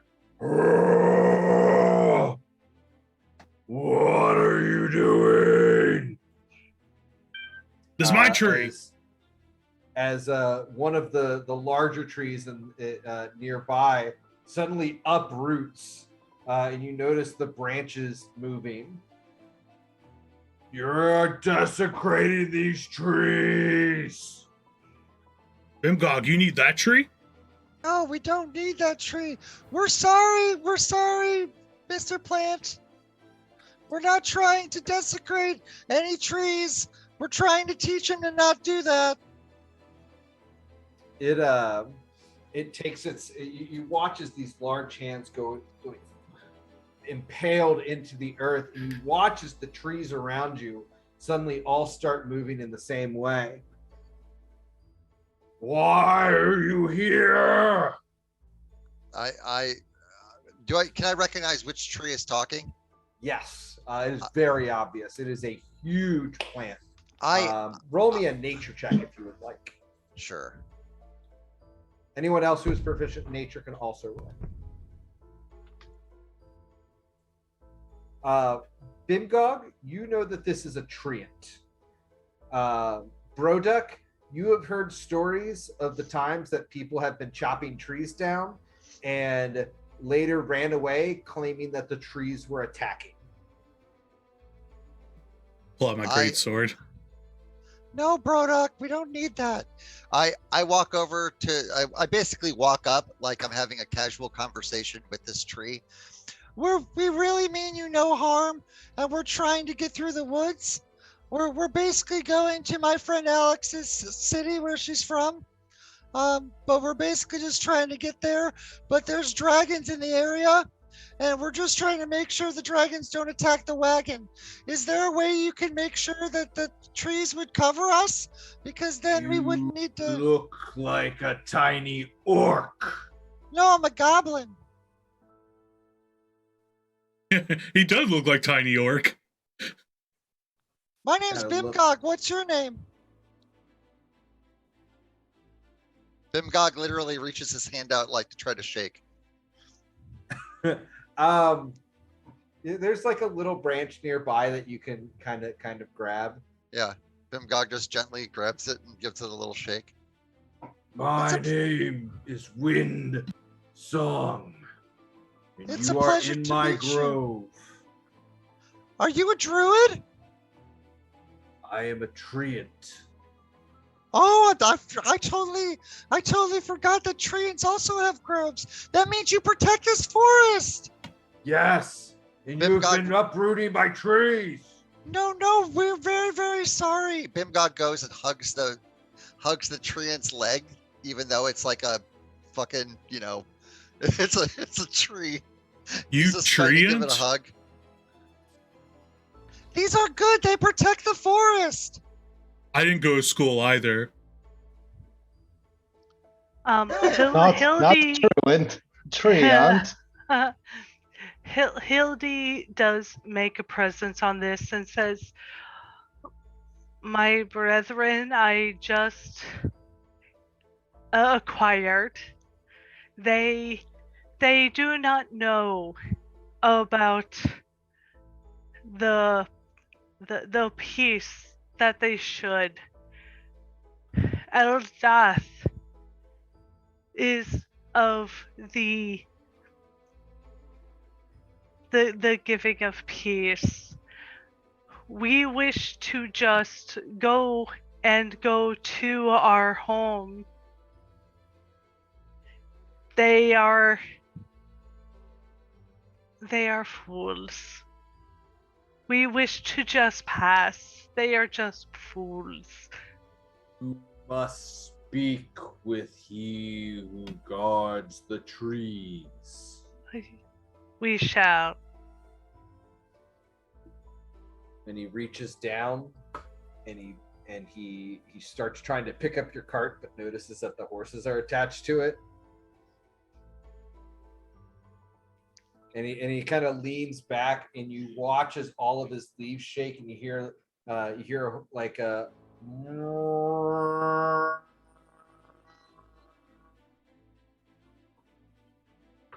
and the birds start taking off from the air. The ground kind of starts shaking. We shall follow where you wish us to go. Please open a path. And you watch as a path in the trees. So some of the trees just slowly like uproot and move a little bit to the side, and there's a clearing. Yes. We We follow along. wish. Yes, we wish no war. We wish only peace. You guys, do you guys take the carts? Or are you guys just parking them there? Park it. I think we can park it. Okay. You guys just gonna walk down the path? Of course. Yes. The trust. I'm gonna do a shot and quietly cast false life real quick though. Serenia is going to be so mad that she wasn't here because she would sit there and love to speak with you. Is Serenia? She Spicy angry mushroom. furball. Spicy mushroom. Oh, okay. Very spicy. I need Bimgog, Alex, and Bjorno to roll straight wisdom. She would probably Or argue with the intelligence. tree. Wisdom or Heyo. Bimgog. Heyo. Oh. Bimgog, Oh wait, a save or just a roll? just a roll. You're Okay. Bimgog, you That was just you the same immediately recognize the place where you have arrived at. And Bjorno, after about a minute, you see a rippling creek that seems oddly familiar. As you all come into a clearing, and there is a familiar glen with a table set out covered in a feast of food, as an old man sits on a bench just northeast of you, or northwest. Ooh. Hyperion! Hello, my friends. Food. Yeah. So a lot has happened. Appeared. Oh, you are the dragon that Bjorno was telling about. Yes? Yes, I am. Oh, it is a You're- pleasure to meet you're- you. Bjorno, who is your lovely friend? Oh, this is Hildy, and Hildy is and he blushes a lot and stammers more. He smiles and he puts his hand, he shakes your hand, Hildy, and as he walks by Bjorno, he'll pat you on the shoulder. Who is your friend at the table? That's It's- Broduk. It's We Broduk. saved him from the cult and we're trying to teach him how to. Not be a horrible being. Well, he's not like horrible, but He is a little horrible. I'm not Brodok. bad. Yeah, he's brought He's a up. pretty good guy overall. Yeah, Hello, he's, Broduk. he's just stupid. Why do you have to say mean things? You just told him not to say He- mean things. He looks over at you and he says, It's not stupid when it's honest. If you judge a fish by its ability to climb a tree," and he walks over to you, Broduk. You have really good food. Thank you. What are you hungry? Ah, me always hungry. He kind I save looks some at for you. friends. You have a good heart. It's strong. It keep me alive. It does keep you alive, doesn't it? Who are you? My name is Hyperion. That's a nice name. Thank you. Had it for many, many years. Now, friends, gather around. Eat. I'm sorry I I killed your will, tree. He kind of looks at you and he sighs. He says, it is the actions of many that will fell a forest. a tree can be regrown. Yes. Hyperion, will you send our apologies to Windsong back there, because he was very upset about what happened with Broduk and the trees, and we didn't know what entirely was going on at the time. I certainly will. Do you have Alice with you? Of course I do. And he picks up Alice in her gleaming armor. He takes it in his hands, and he whispers. He brings his face in, and he whispers a few things, and you watch as there is a poof of smoke, and as the smoke clears, you see a small owl, which its feathers are blue, and he whispers something in the druidic language. And it looks and it flies away. Alice will tell him. Thank you. You have been caring for Alice. Alice is one of my best friends. I am proud of you for the growth that you are showing me. Thanks, Hyperion. So, what brings you all to my glade again? I cut down tree. actually Heading back to Evening Star. Yeah. What's taking you there? Well, Tiny man and sword. we got involved in the cult a few times. And then we got like hired by the cult to infiltrate the cult. And oh wait, right. No, that was before that. Sprocket died. And then we got hired by the cult to infiltrate the cult. And then you say Sprocket died, and you notice an instant demeanor change. He looks very sorrowful, having heard that. He kind of pieced it together by him not being there, but he had hoped for a more. oh wait, no, it's okay, because he's like his soul is just like inside a sword. So if we can just get it out of there, he'll be back alive, back on his feet in no time. Tiny man and And sword. she'll like point to Broduk's sword. But Broduk didn't kill him. Somebody else did, and we took that guy's sword. And that's also where Bimgod got that cool hat. That would explain the aura I see around you, Broduk. Is it strong? Because me strong now. Strength has many types. Have you ever heard of the riddle of steel? I have. I won. I won riddle. Anything can be strong. The influence of power is what oftentimes can define life versus death. What you carry on your back, that sword, is designed to influence. It's designed to corrupt. Nice. He talks to me. What? I suspect that it does. Yorno's color instantly runs out of his face when he hears that. He tells me how to be strong. What do you think strength is, brother? Killing a dragon. Killing a dragon? I killed that dragon real good. Do you enjoy killing dragons? It was fun. So I did get a little. No, I was fine. It was good. I killed it. Do you think being able to... Go ahead. Bimgog looks at Hyperion really quickly and states, the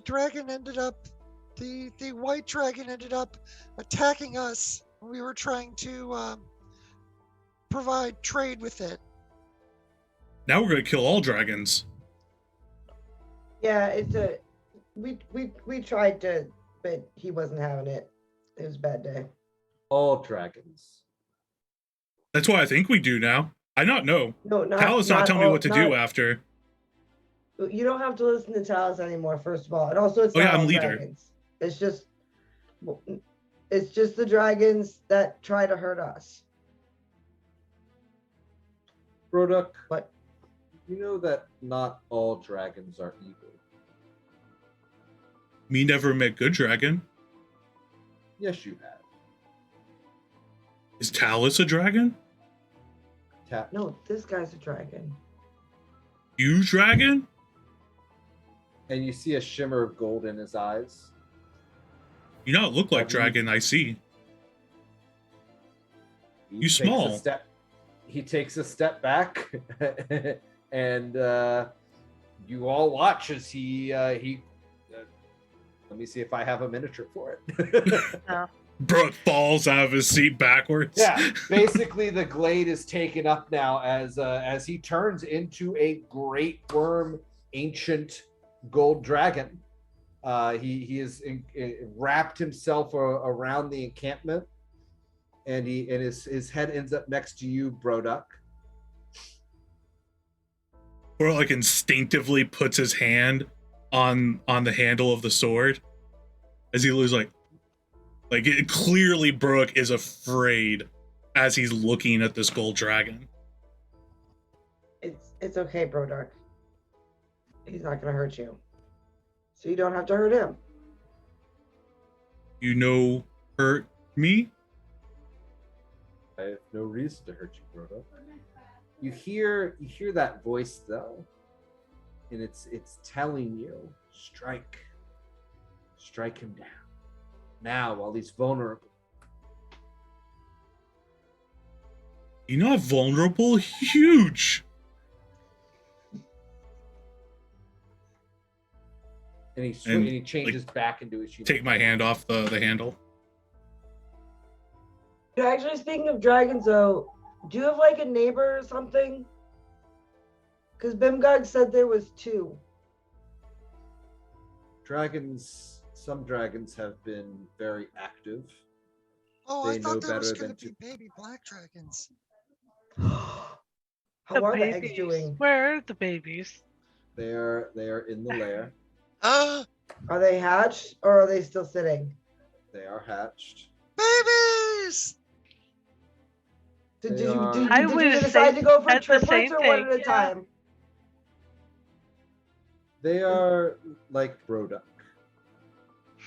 Mm, They struggle between an influence of darkness and an influence of good. When can we meet them? wait, can I hug the babies? I wish to yet. hug the babies. I am not confident that they will not attempt to eat people yet. Ah, And they would probably see the lot of you as a challenge that they would enjoy to test themselves with. In Draconic, I mentioned, can I try speaking with one of them? The lair is a little bit far away, but you all will meet them in time.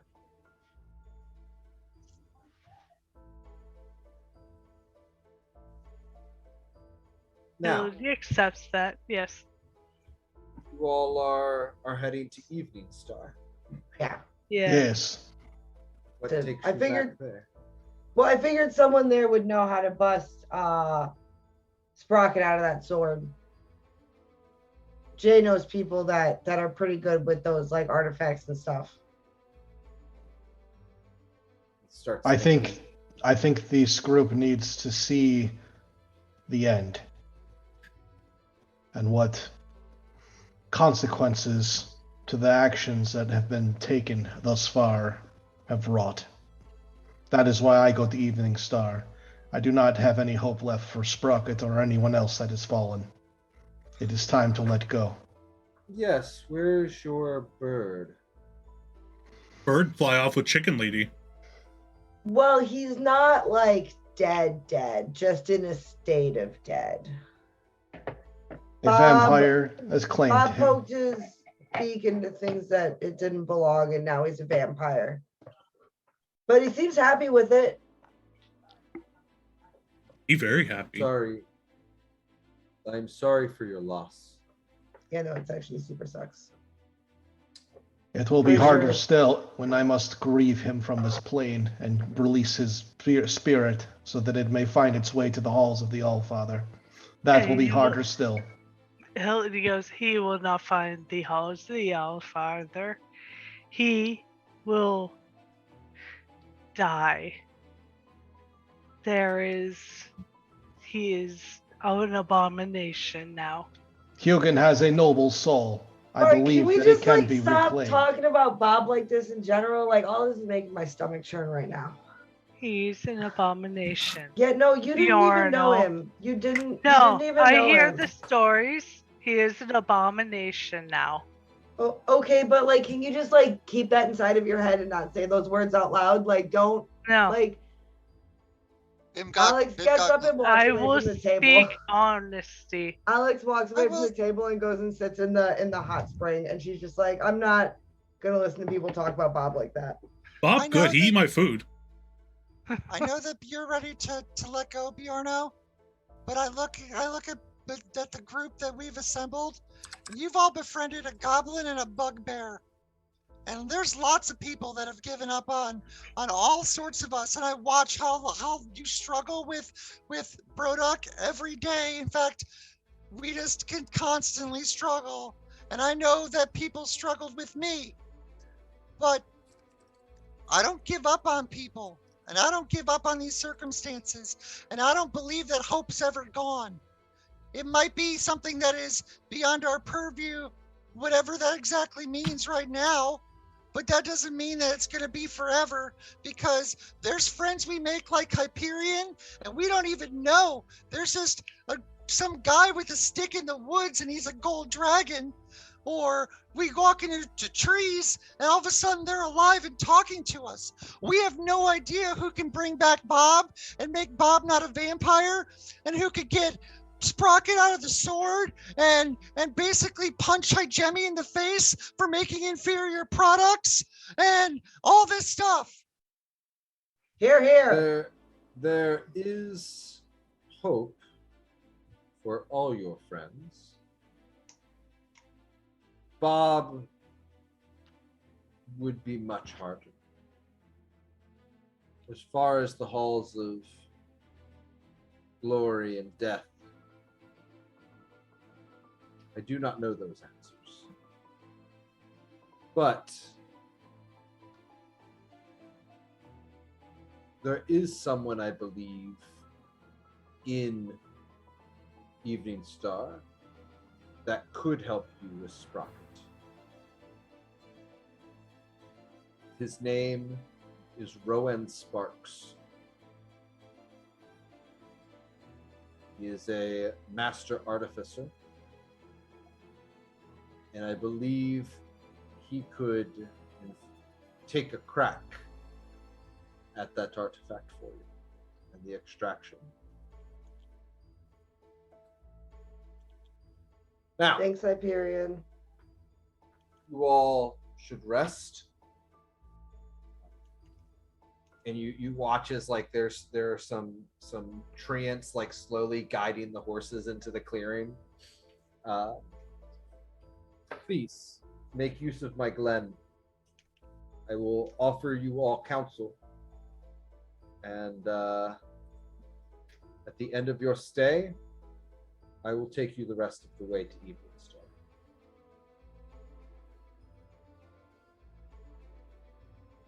So the rest That's great. of the so you all eat to your heart's content. Anybody who goes into the pool can roll 2d6. You gain these as temporary hit points that last until you lose them. Just a reminder, temporary hit points normally would reset on a long rest. Broik will have himself a bath in the creek. It is wonderful. The water is just the perfect temperature. It smells good to you, Broduk. It smells earthy, and there's a certain scent of the moss and the earth in there that really connects with you. Bimgog, the owl comes back and lands on your shoulder.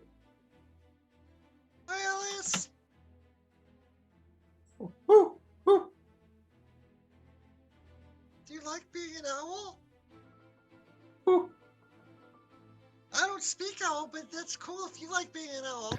You should be whatever you want to be. You hear a voice in your head. Okay. Mm, Oh, I almost forgot. Here, Hyperion, I brought you a gift. I didn't know when I was going to see you again. And I'll actually take out a bag that has like 50 pearls, 100 red paradots, and 100 topazes in it, and give it to him for your hoard.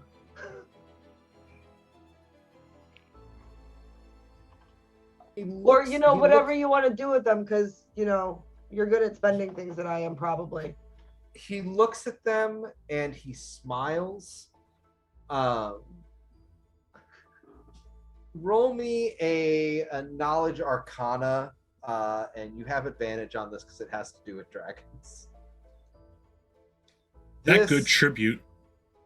This is less than a smidge of an ancient goldworm's hoard.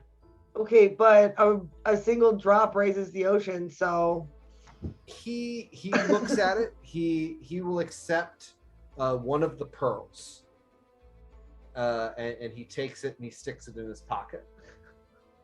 You will need the rest of this. Okay. Your offer is generous. I mean, we got like way more out of that. What was his name? Cloud something. I probably should have remembered his name.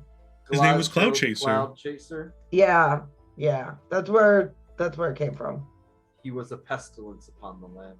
Oh well, he's no more a pestilence upon anything. So. Well, there is a little bit of him left, and Bjarno strokes the horn he's added to his hammer. he Hyperion kind of, you know, looks very focused for a moment and then nods and says, "It is best for you all to rest now.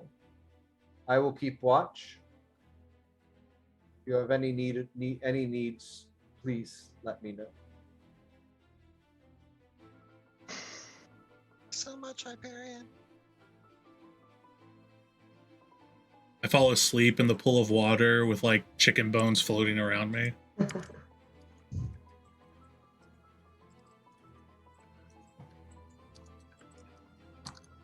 Okay. The chicken bones are cleaned out of the hot spring, and you guys get your rest. Morning comes. You notice that the horses have been released from the carts, and Hyperion is piling the rest of your stuff up into one of the carts, or into the stage coach. Are you all ready to go to Evening Storm? yes. Yes.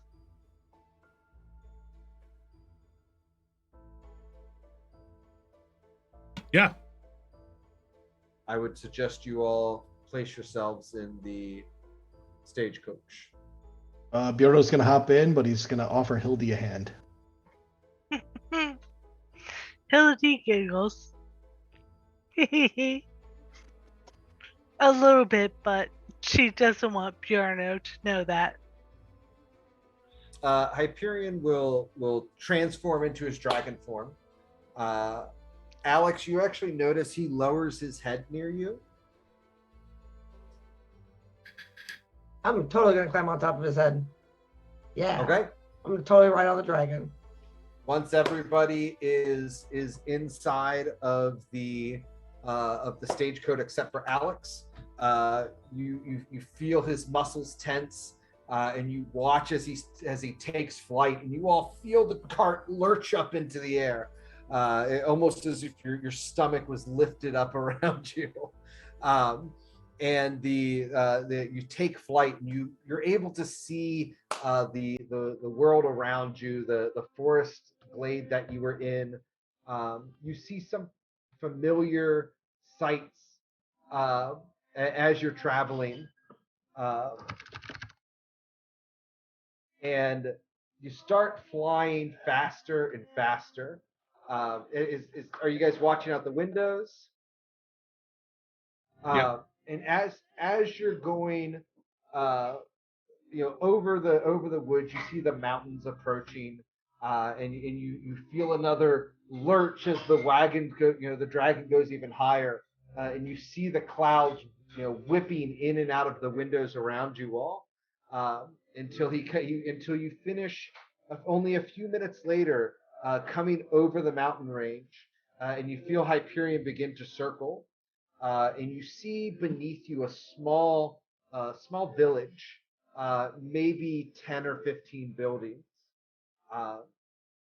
And you feel Hyperion circling and circling, and suddenly he begins picking up speed, and you feel the cart lurch up, and then he descends into a dive. And you all watch as you go over the village, and you see the mountains getting closer and closer and closer. And I need a wisdom save from everybody except for Alex and Hildy. This is against a fear effect. I think I'm all good. Your Honor, you look at Hildy and you see that nothing seems to be bothering her, and you're nonplussed because of it. Bimgog and Broduk, you realize that you are about to crash into the side of a mountain. As I look for a Scream. second, and I feel fear for a second, and then I just shake it off, and I feel the might of a dragon surge through me as I just don't feel fear. Legendary. Is that a Gloomstalker? No, it's a legendary resistance from a mask. Fair enough. If you fail a saving throw, you may choose to succeed. Fair enough. You feel the mask in your bag, or if it's on, is it on? Are you wearing it? Oh yeah, it's on my face. Yeah. I've been wearing it this whole time. Yeah. You all watch as Bimgog's eyes glow, and Bimgog, you are not afraid. So, Broduk, you are the only person in the wagon who is screaming his head off, and you all watch as the mountain gets closer and closer, and then you fly through it, and you are greeted by a large city, easily same size as Baldur's Gate or Waterdeep, with beautiful castle built into the mountains, wonderful verdant fields, and you notice magical auras on top of buildings that are plainly visible from the sheer amount of arcane energy flowing through them, as you see the illusion of the mountainside disappear behind you, and you realize that you have arrived in the true city of Evening Star. And that is where we are going to wrap up tonight. Everybody watching, hope you enjoyed it. For our new 50-something followers, come back, watch us again. Crazy. Please. Nonsense. Please. Yeah. Please. And we will see you all again next week when they all learn about just where Alex is from. I don't even know where I'm from.